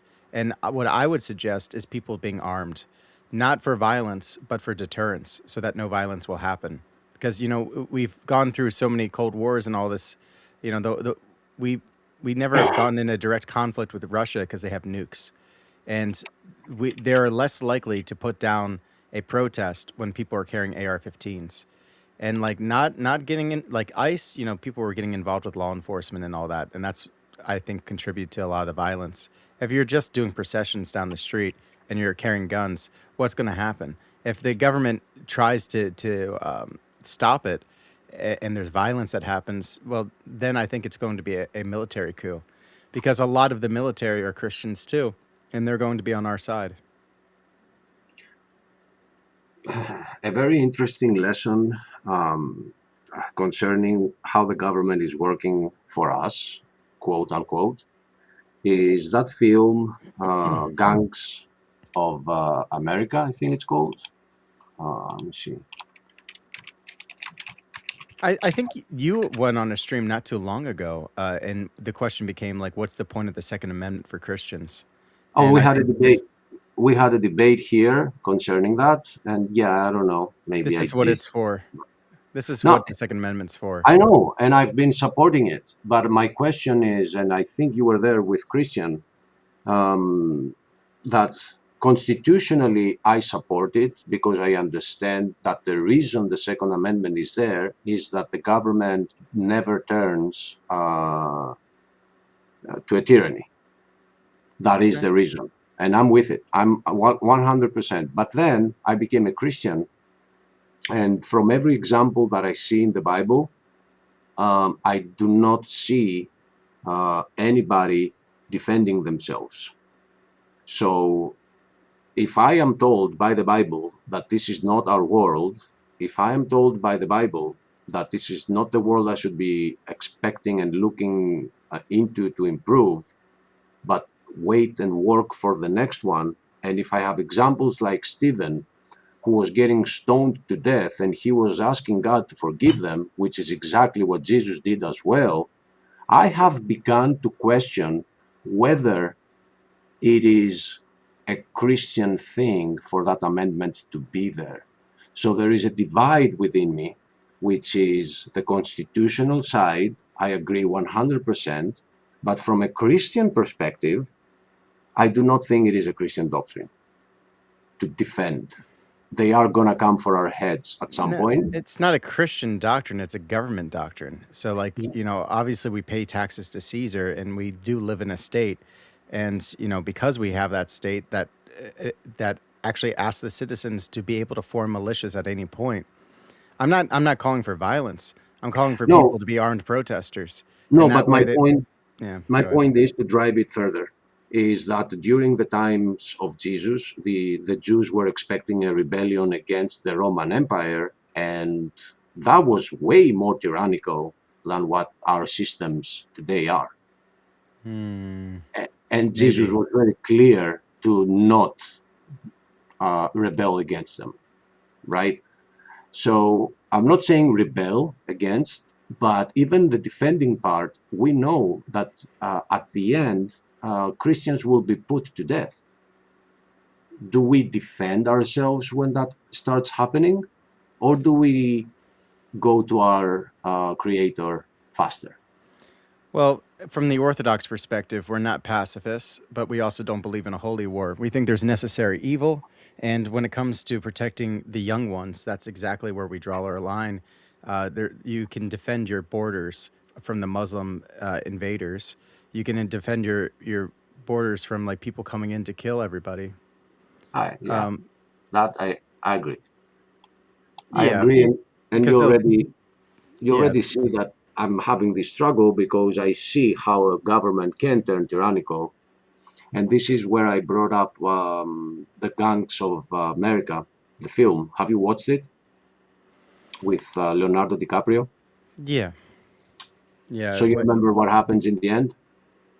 I think so. I mean, remind me because it's been a There while, was but the whole thing started evolving into a rebellion against the government. So the government brought ships and bombed the shit out of everybody because they have the army and the people didn't. They had knives, they had a couple of guns, but they didn't have a navy. yeah, well, that's Gangs of New York, right? That's the movie you're talking about. Yeah, yeah, Yeah, well, that's one city. I'm talking about the entire country. yeah. But that happened, and it proves a lot of things concerning freedom. It, you know, you are free to the extent that this government wants us to be free. Well, again, I think what we have going for us is a military coup if it goes south. I don't think the military is going to fire on citizens, at least not enough of them. I think they will go ahead and they'll take over the government on our behalf. Those people are already trained to be soldiers. It's not necessarily that we have to become soldiers. All we have to do is carry guns so that they don't fire on us. Because you can't use non-lethals against people with guns. It's not going to work out right. For many, no. But the soldier next to the guy that will not follow orders has the right to shoot him. Well, that's something that will happen internally in the military. But again, those Yeah. people, that's their vocation, and we know that there's, at least from the Orthodox side, there's saints that were soldiers. There's Saint Gregory. There's saints that took on, like during the Roman gladiator times. There was this guy that was killing all the Christians, and he got a blessing from his bishop to go and fight him. And his bishop said, "Okay, you can fight him, but you're going to die." And he said, "Yeah, I understand that. I'll die a martyr." So he went ahead and he killed the gladiator by the power of God. And then, of course, he got beheaded by the emperor because he was upset that his champion got killed. So my perspective is that, and I've been pushing that perspective before I meet you guys. So it's not a thing that started now for me. It's the fact that we're so close to the end that what we are going to see is everything turning worse and worse and worse and being completely I'm sorry for that, and being completely unfixable by us. And then we're gonna have the rapture, and then it's gonna get even worse. But the worst part is gonna be stopped by God. Achilles, can I I don't ask you something? Yeah. And I hope you take this the right way, but if the rapture doesn't happen the way you think it does, and it happens more like the way the Orthodox do, which is, this is the end of the ages when people get raptured that are still alive so that they can meet the saints in the clouds. It's not a secret second coming to get rid of the church and then have the world fall apart. We will be in the world. Would you lose your faith if like you had to go through tribulations? No, because I'm that weird person that I know that the Bible will be proven right, and it will disprove our everybody's different opinion of how that right was. So I will not be surprised whatever way things go. But I know the Bible will be proven. So you might have an understanding, I have an understanding, your understanding might be right, my understanding might be wrong, but the Bible will be proven right. There will always be a remnant. Like there has to still be a church, or else this world isn't.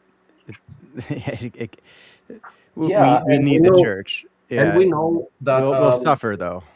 And we know that the two witnesses will be there, but when they will be put to death, we see a world that will be rejoicing. Oh yeah. And we have the Christians won't be part of that world because they won't have the mark, so we won't have access. So we'll be hiding in the woods. So I'm just saying, my point here was that I do not think we can fix this by having or not having guns, but we can put our hearts in the right place concerning politics and politics of this world and the truth of the Bible. That's all we can do. I'm talking about like a practical steps here. Like I think prayer is of course important, and my idea is processions around cities, but how do you do it? What are your aims, and what do you do like to keep people safe? And I think the best way to keep people safe is to be armed. It's the best deterrent out there. People will not shoot at you if you have guns. And I mean open carrying, so not like concealed carrying. I mean like you carry AR-15s. They're not. The military is going to think twice. The police are going to think twice. And if we're not doing anything wrong, all we're doing is walking legally. They can't stop us constitutionally. And so if the government ever decided like we got to put an end to this, the military and the police will be on our side. They're not going to turn on armed Americans. They don't want that smoke. They want to go back to their kids. And they're also going to be on our side because they're going to say, you know what? We actually don't want to work for pedophiles. Yeah, but not everybody is where you are intellectually concerning that matter. There are a lot of people that are working like drones. Whatever they're being told, they think that's the truth, that they would never lie to them. And there are moments in history in other countries where the other countries also relied upon the army and the police, but when a dictator came up, they were all following orders. So Greece is that one example like that. We've had a couple of dictators who brought out the tanks, and nobody can fight a tank. Can you fight a tank? A tank can't take over a city that already belongs to the country, the government. Like, what would you do? You destroy your own infrastructure. It doesn't make any sense. This is like the common myth from the left is like, you can't fight against the government with your guns. Like Vietnam laughs. I mean, it's even worse for Americans because for the government anyway, because they would have to bomb their own infrastructure in order to get us. But I gave you a very clear example. One night here in Greece, the government issued a radio message that said that the country is sick and we're gonna put it in a cast. And the tanks started rolling out, and every soldier that didn't want to do this was shot and killed by the other soldiers that were drones. And the tanks rolled out. And yes, they didn't start bombing immediately, but you couldn't fight them. And people got intimidated enough to stay home and have an underground rebellion, not straight up on the tanks. There are some stories though, like when the tanks first rolled out, one woman climbed upon the tank, opened up the hood of the tank, and started hitting the soldier with her heel. She took out her heel, her no shoe. How do you call that? The shoe, the woman's shoe that has the high heel shoe, right? Stilettos. And she started hitting him on the head. So he pulled out the gun and shot her. And the people witnessed that. Oh, And there were a lot of cases like that. A lot of people who tried to go against them went to jail. but They, you see how they that's different, right? Because like that's an example of somebody violently attacking somebody. That's not what I'm saying. I'm saying you peacefully protest with guns. That means not blocking the streets, not punching federal buildings, not like the ICE protests, not a riot, but an actual orderly procession where you just make yourself known.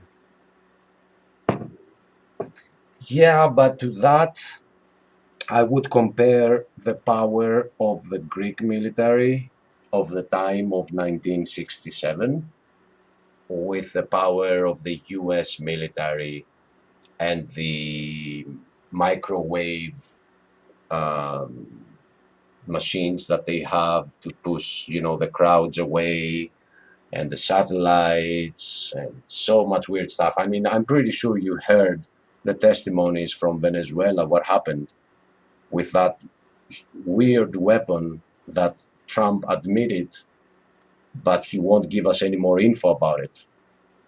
It just does. It will not work in the United States unless they create a robot army. If they can make a robot army that just follows orders, then yeah, you'd have a point. But otherwise, these American citizens that are soldiers, like they're not going to be microwaving their fellow Americans that are walking orderly on sidewalks. They are being trained to do that, though.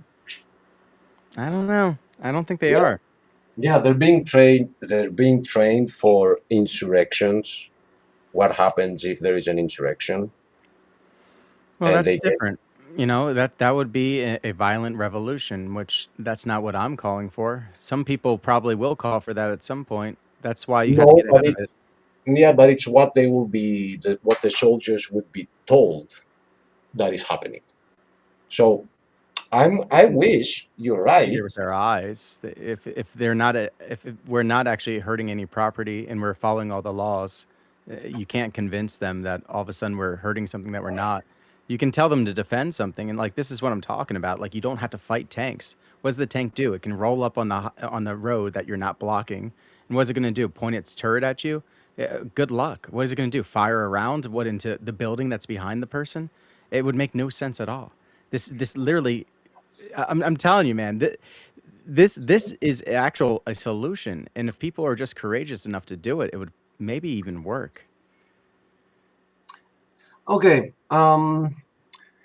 I'm just more of the view of just praying for us to get out of here, and we can work as hard as we can to get as many people out as we can. Because as this world crumbles, How do we get people out? What do you mean by that? Like I'm talking about bring them accountability for like the bring them to the child truth. rapists. Bring them to the truth. Get them out of this world. Well, So what about the when children? What do we do to stop the children from being abused? Like right now? oh Yeah. we can't. I don't think we can. I think There we are could so demand it. We could demand it. I agree, and I would love to see more of that. Yeah, that's what I'm talking about. When Yeah, people are walking down the street with armed guns and the media, even if they don't cover it, then social media will cover it, and then the media will become even weaker than it already is. but This what the would create media a statement, and nobody wants to do it because they'd rather protest against ICE. They'd rather look at the war that's going to happen with Russia and China, and they'd rather talk about anything else. Like but the media has this power, if even not if you now, when? even if you have the high moral ground of being nonviolent, they will bring some people within those that are in the protest, and they will turn it into a riot so they can capture it on camera and share it all over the rest of the US that this That's is the a beauty riot. of having guns. You can stop the instigators right ahead and say, "Get on the ground. Wait until the police arrive. We're not letting you damage any buildings. You're not associated with us. You can use a citizen's arrest on them because everyone has a gun there." I mean, if you organize it I don't correctly. disagree. I don't disagree. I Yeah. mean, but I'm just telling you that they have this whole thing planned out. I think we're heading into a world dictatorship. And if there is one thing stopping it, delaying it, is the armed militia of the US. Because Yeah. if you subdue Americans, the rest are easy. Yeah, they if they can take away the Second Amendment, if they can get their AI system in place in time before we do anything, then it's over. But we still actually have a window of opportunity right now, but people aren't using it. Because they're too busy fighting each other. Yeah, yeah. So it's time for like Christians. We can't rely on the atheists and the Muslims and the Jews. I used to think this would unite all humans, but at least it can unite Christians because I know it says in our Bible we have to protect the little ones. And, that doesn't mean going out and killing people. It means demanding a change. And like if the civil rights movement could create new laws and end segregation, why can't we do something that will change laws and get people in jail? We make these people unelectable if they don't do what we say. That's true democracy, right? The only reason I see that being hard to happen is because of this division being so rooted within everyone that you can't get even 5 people to agree on something anymore. We can agree on Epstein being bad. No, we don't. I mean, me and you do. But wait till we open the panel and get 5 in here. They'll be like, nah, I don't think so. What about the other guy? And what about that guy? And it's a hoax. So I'm just saying that's what they're doing right now. They're using the You people can't make that it political. against Like you the can't people. be like we need to get Trump, like if it's about that, then yeah, you just split the entire movement. You just say whoever is responsible in the Epstein files, we need to start seeing people get arrested. We need to start seeing accountability and we need to know for sure that this is no longer happening. Because this was a big machine. Anybody who looks at these files realizes how deep this goes. And it's, our friends, the Israelis and the Mossad is what Epstein was working for. How do we know that's still not happening to this day? I don't even believe he's dead. I saw that he might be in Tel Aviv, and I looked at the picture, and it was, it looks like he's trying to hide his face, but like that could be him. I don't know. What I know is that they made a comparison. We have a lot of pictures of him being alive. So when he was alive, supposedly. So they used those pictures to compare the ears and the nose of the one that was given to us as a body. And they don't match. Your ears don't change. It is like a fingerprint, like the lines that your ears have. So there have been comparisons made, and it looks like he did not die. I don't know where he is. I'm not gonna say I believe he's there or there. I don't know. What I care for is that they need this guy. I mean, him and his girlfriend. I mean, there are so many names that relate to them. That like her father, how he relates to the Robert Trump. Maxwell. He was part of the Israeli intelligence. Yeah. So yeah, you don't just kill that guy. You don't. You just. I Well, mean, we discovered like 20 years ago, we discovered that Hitler didn't die. That the body that was given to us for Hitler was Eva Braun, was his wife. So he escaped in Antarctica. So if Hitler can do that, I'm pretty sure that they can do the same for Epstein. Don't you mean Argentina? What did I say? You said Antarctica. Yeah, Argentina. But there was a lot of discussion about having Nazi bases in Antarctica. So the word, so the word is that the reason he went to Argentina is to cross over to Antarctica, but we don't know that. But yes, he went to Argentina. Become a Hitler popsicle. Yeah, exactly. Yeah, So, I mean, obviously this stuff ties into a lot of stuff, and that's why the government doesn't want us to talk about it because our greatest ally is implicated here. But that doesn't have to be what the movement's about. What can bind us together is the children, and we have to make sure that the children are safe and that the people who rape them go to jail, and or get executed. I'm fine with whatever as long as they have time to repent before being executed. and it's not just the US, brother. Maybe some people are seeing that. They're seeing that it's a worldwide thing.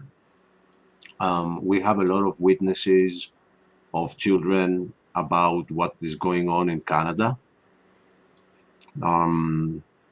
Experimentation being done on children on some clinics, and a whole network of, I don't want to name the PDF thing. And then you have Europe, you have the royals, you have all that. It could start somewhere, but maybe people get intimidated due to how big this is. And to be honest, for me, I've stopped looking for justice on this world, brother, because I've seen a lot of situations where justice is supposedly blind, but sometimes it's blinded by the light of how much money that guy has. I've seen that happening many times, right? So I've kind of, from the moment I realized that there is a God, I've stopped caring that much for justice down here, because there will be justice up there. Well, that's true. God will not be mocked, but we also participate in God's energies, and we're supposed to protect the children. And these guys don't stop harming children just because they didn't get caught. We need to make sure that they're out of those positions of power. Yeah, I agree. And I hope people listening to you can realize that all we're asking is for you to stop defending them. They're PDF guys. Stop That's not what defending I'm them. asking. I'm asking for people to get out on the streets and start protesting. And if you have a gun, carry it with you and get your friends and have it happen everywhere in the country at once. If people can just speak with one voice, you'd be surprised how things could change. We just have to have the courage to do it. Do we have it in us? Or because this is the problem. There is a soft coercion where you have a system that's so comfortable that people are unwilling to buck against it because they can't live without the luxury. And that's what they have over all of us right now. Oh, you'll upset the apple cart. There's just too many people. It's too big to fail. This government, too many people are pedophiles. Therefore, we can't go after them. Yeah, Because the government would fall apart. Plus, I'm watching this Netflix series right now, and I have this video game that is so cool, and I got this new PlayStation, and yeah, maybe some children are getting hurt, but I got stuff to do. Well, this is, we didn't accept those answers from the Germans after, the Nazi government got overthrown. We ended up trying them for their crimes. And we said, we don't believe that you didn't understand what was happening. The signs were everywhere. And I would argue that we know more than the Germans knew about the Holocaust. We know more about what's happening with Epstein than they ever did. Right. So what excuse are we going to have? Right. What would we tell the next generation? What did you guys do? And one big difference between those times and these times is that in these times we have 100 years of books concerning those times.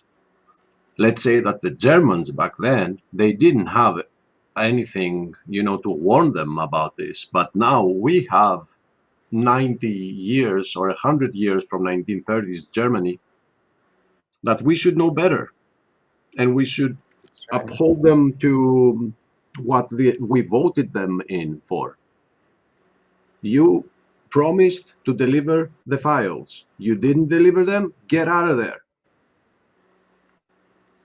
Everybody wants to be the hero of their own story when it comes to these protests, and they want to be on the right side of history. But when it comes to something that actually could damage you and you could actually lose something for it because the mainstream media is not cheerleading it, that's when everyone becomes a coward.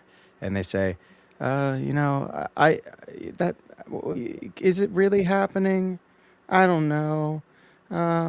Is it my generation has to stand up for something?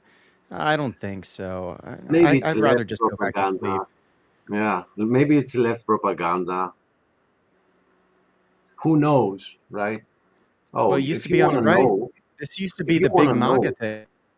Yeah, the files are out there. There are two ways to access them. One of them is the government way, but they've made it very complicated. So you have to work pretty hard to get through the website. But there is also, I don't remember the website, darn it. You can go through the emails yourself, like you are Epstein himself, and you search the inbox. Somebody has done that work. I think it's called JI Mail. Let me see. Jmail. Okay, so the website is the letter J, Jmail as the email, jmail.world. And you get in there, jmail.world. All right, I'm loading it up. And you come up with any name, and you search the inbox, and you find the discussions from that individual. Interesting.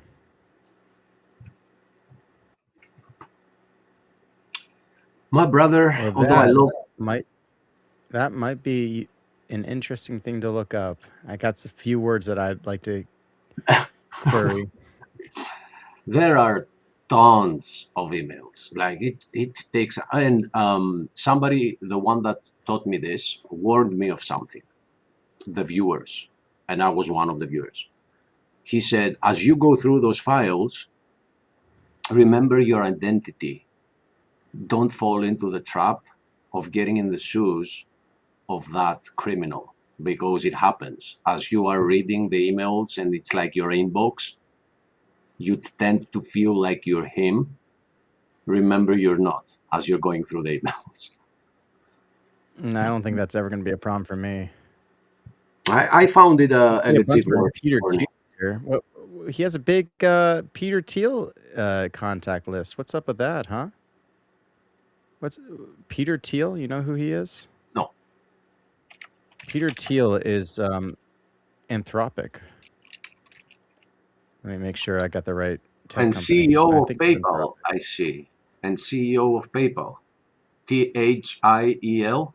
Thiel? Yeah, it's Anthropic.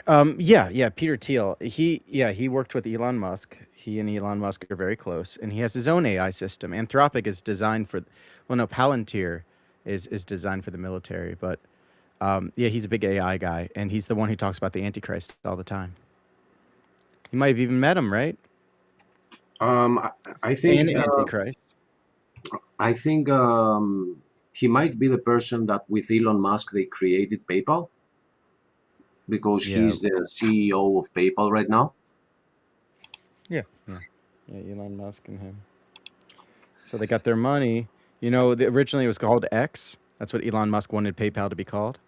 I think it was Peter Thiel's idea to call it PayPal, but the whole idea was X. Everybody would have this mark of X, and it would allow them to have digital currency that would be linked to you, and you could have a worldwide currency because it would exchange between the currency rates.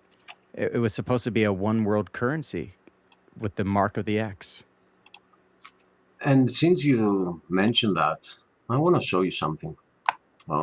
Before we close the show, because it is 6:20 for me, so I gotta close it at some point. So let me open this up. Okay, can you not be that small, please? Okay, do I download I it? can't help it. Not I you. can't help to be this small. Okay, did I download it? Okay, did I? Just small-minded. Okay, I downloaded it. Alrighty. Let me share my screen because I tend to be slow on this hour. So sharing screen, entire screen, share.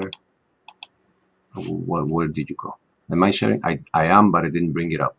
Okay, I forgot that. I told you I'm slow. Do you see what Missing Mod saying in the chat? She's I'm saying that sorry.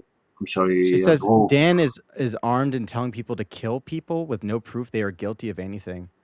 Wow, Missing Mod's literally slandering me in your chat. I never said that. I said the exact opposite. Missing Mod, you're a clown. Missing Mod has, and I've experienced this recently, very recently. When you attack some of her beliefs, Well, apparently she wants to defend the pedophiles. she's She lost all coming my at you. respect. She's coming at you pretty hard. So sometimes most of the times, I think she loses her the position that she's trying to hold by attacking this hard and slandering and doing stuff like that. So she doesn't care about the children, apparently. So you see this, right? Yeah. There's something hidden here. If you turn it 66 degrees counterclockwise, it's an upside down cross. The X. Wow. What a friend we have. St. Peter was crucified upside down, and I St. know. Andrew was crucified on an X. So like I don't necessarily take that as a problem, but it is interesting that it is a mark, you know. And I know that also the Satanists are saying that the upside down cross is not a bad symbol because of that. St. Peter. The Satanists don't say that. The Satanists use it because they think that it's anti-Christian. Christians will respond with, "Wow, you guys are playing yourselves," because that's actually St. Peter's cross. Well, we've had discussions with people that are supporting Satanism, and they are saying that it's not what you guys Christians think. What are they Christian now? Is that this what the right? Satanist That was position is? that was our Doesn't make any response. sense. That was our Yeah. response. Our response was like, "So you're a Christian then?" And you just Yeah, you like St. Peter, huh? It's like, right. oh. But my issue is that if Satanists are using it that way, and I see it in logos of respectable companies, I don't think they are reminiscing St. Peter. I actually think they have an anti-Christian agenda. And the man who works for creating the Neuralink and the AIs, and then warning us about the AI, but then he keeps building more and more of it, you know, I think he does have an anti-Christian agenda. Well, he's dressed up like the devil in one of his costume parties. Yeah. And it had that guy. He wants to put a cognitive implant in your brain. Right, and it had the costume that you described had an upside down cross on the back. It wasn't just a demon. It was like straight up Satan or something. Yeah. All right. Oh man, I love this discussion, man, but I do gotta go. I have to go to the post office in the morning, and I'm not sure how I'm gonna get through that. So thanks for coming by, brother. I love the discussion. Missing Mod, sorry. No problem. Missing Mod, get a grip on yourself. I literally said that the government would be on our side, and that they would probably do the violent coup, because they are not going to fire on American citizens. You don't have listening comprehension, Missing Mod. And I will say that Daniel never claimed what Missing Mod is saying in the comments. He was very clear. And he Yeah, said that everybody that tries that, the rest they have the right to arrest him and wait for the police. exactly. I literally said what to do about agitators. Come on, Mod, you can do better. Yeah, Missing Mod, man. It's this thing that what I told you, that's why I think it's so hard, because you find resistance within the people themselves. Like, try Well, to convince some individuals that they're all PDFs, all of them. Try to convince them. and It's then you'll so get hard. goofballs like Missing Mod defending the pedophiles, saying, "Oh, peaceful protests that are armed. Oh, that means that there's a revolution." Oh, I guess you have no listening comprehension. Go ahead and clip me all you want, Missing Mod. Haters She said, gonna well, hate. You want she to be said, on I'm their gonna, side? Go ahead and be on their side. and we're not only upsetting Missing Mod. Here's Terry too. I mean, guys, we're talking about evil people molesting children, and you're supporting that people. Are you serious? Are you Yeah. for real? And Missing Mod says, "Oh, they all deserve a day in court." When did I say that they don't deserve a day in court? I said accountability, as in take them to court. You don't listen to Maybe anything I say, and go ahead and clip me. maybe you should go back and watch this again, Missing Mod, because he's saying what you are saying actually. I mean, that they should be, what we should demand is for them to be put to trial. He literally said that. So I don't know. I've had my little fallout with Mod the other day, but I Don't understand. protest against the pedophiles. I understand that this polarization in the U.S. is like a lot of people are feeling that if you are saying this, then you're against my president. We're not against your president. I mean, I told you what happens in the UK. I told you that the whole royal family seems to be involved, and Uh, not of t- one country. by the way, I'm sorry to cut you off. It's just Terry thinks that I'm talking about her. No, I'm talking about Missing Mod. I talked about, I talked, I said that what we should do is peacefully protest armed down the street, not doing any kind of property damage. And if there's agitators in the group, you can use your guns to do a citizen's arrest and say, you need to wait until the police arrive and they're going to arrest you. And I'm saying that we need to demand accountability so that people that are a part of the child rape go to court. And then Missing Mod's like, oh, you're trying to call for an armed revolution. Who's going to protect the government? What are you talking about? The people in the government would be on our side.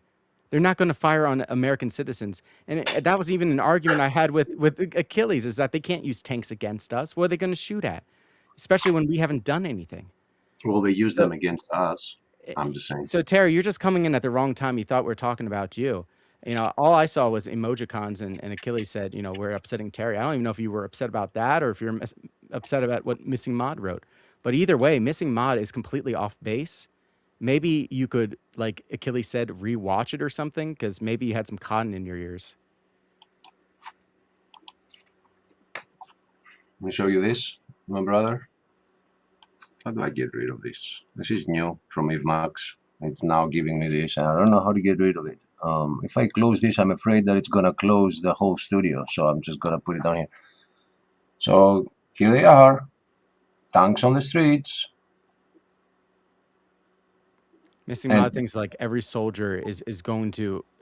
You think they're mindless, Missing Mod? You don't think soldiers would be on the side of the American citizens, that they're going to fire on us?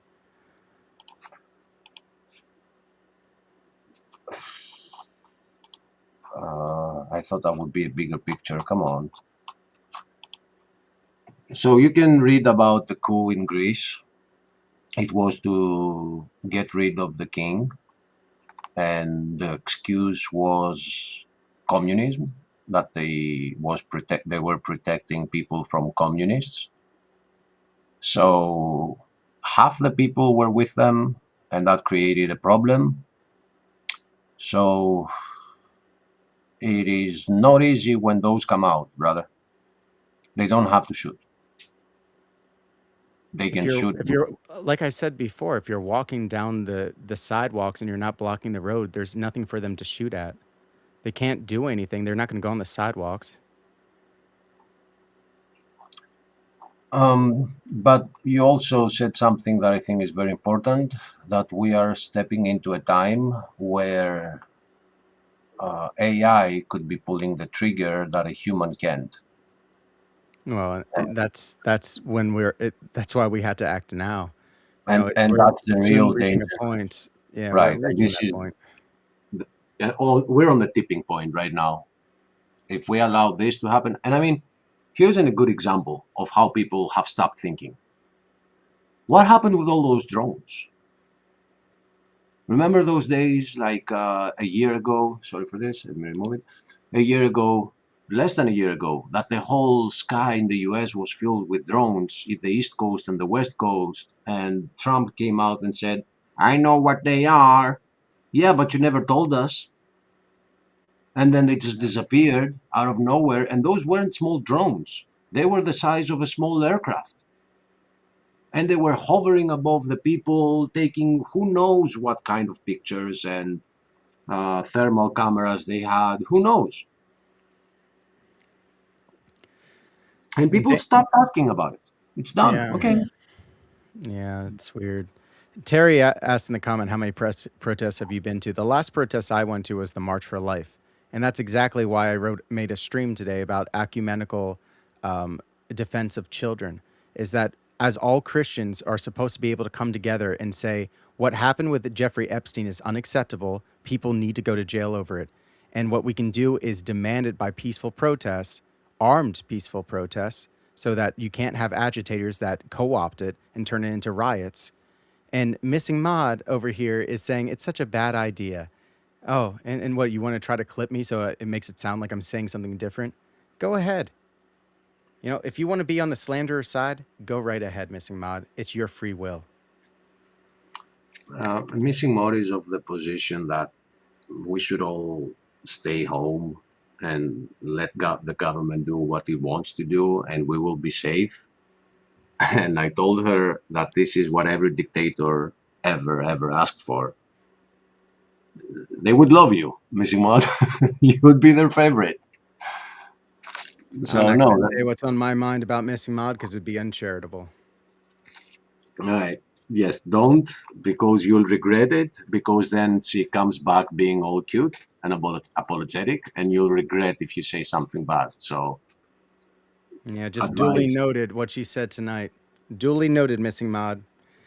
Yeah, I see you. I see what kind of person you really are.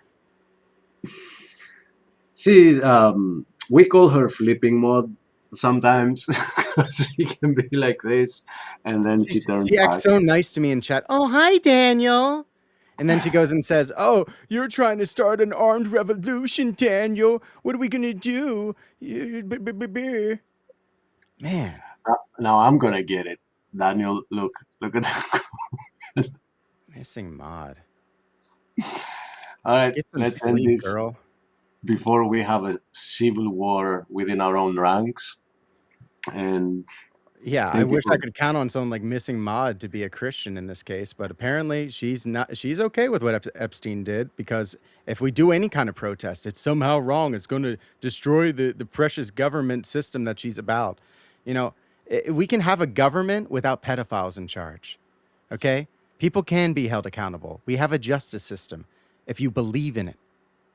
If you're willing to actually get up and do something. And I'm not even asking you to get up and do anything, Missing Mod, but you got to hate on other people who are going to talk about it. Man, they don't even have to pay someone like you. You're just a useful idiot.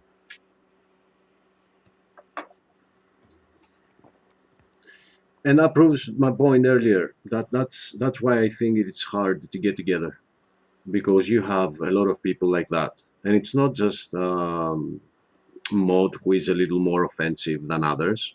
There are others that are just gonna be there and telling you that you're wrong, and we shouldn't go against them, and that girl shouldn't have driven there, and she tried to step over the agent even though the wheels were turned.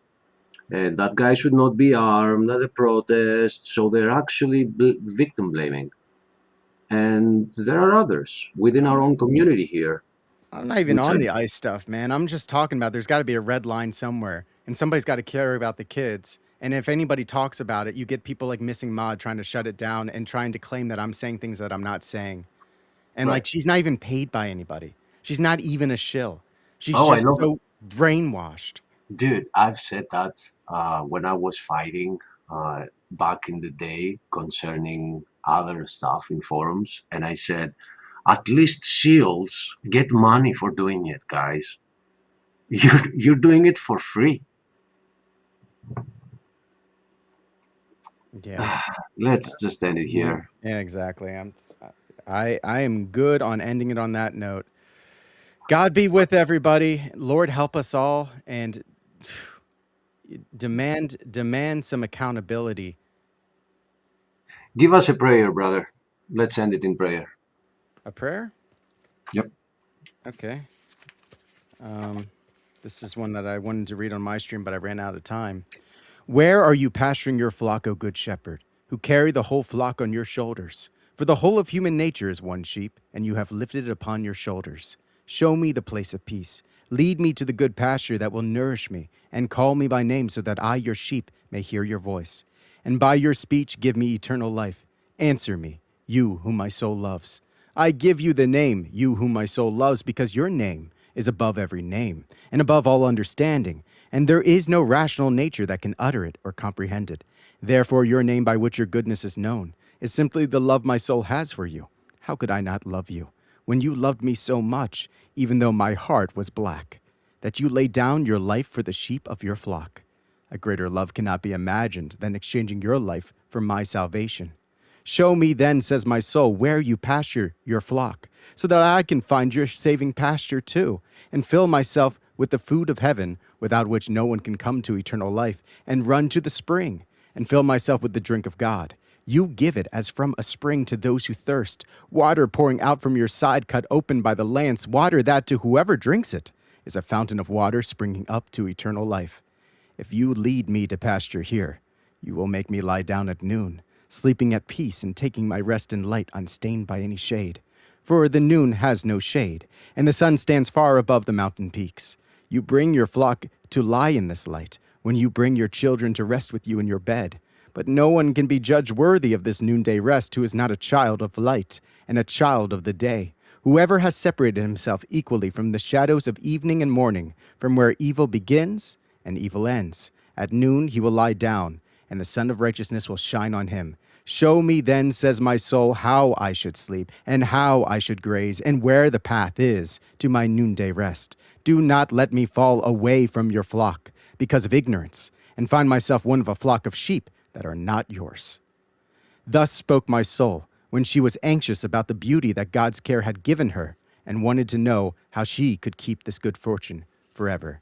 In the name of the Father, and of the Son, and of the Holy Spirit, now and forever, and to the ages of ages. Amen. Amen.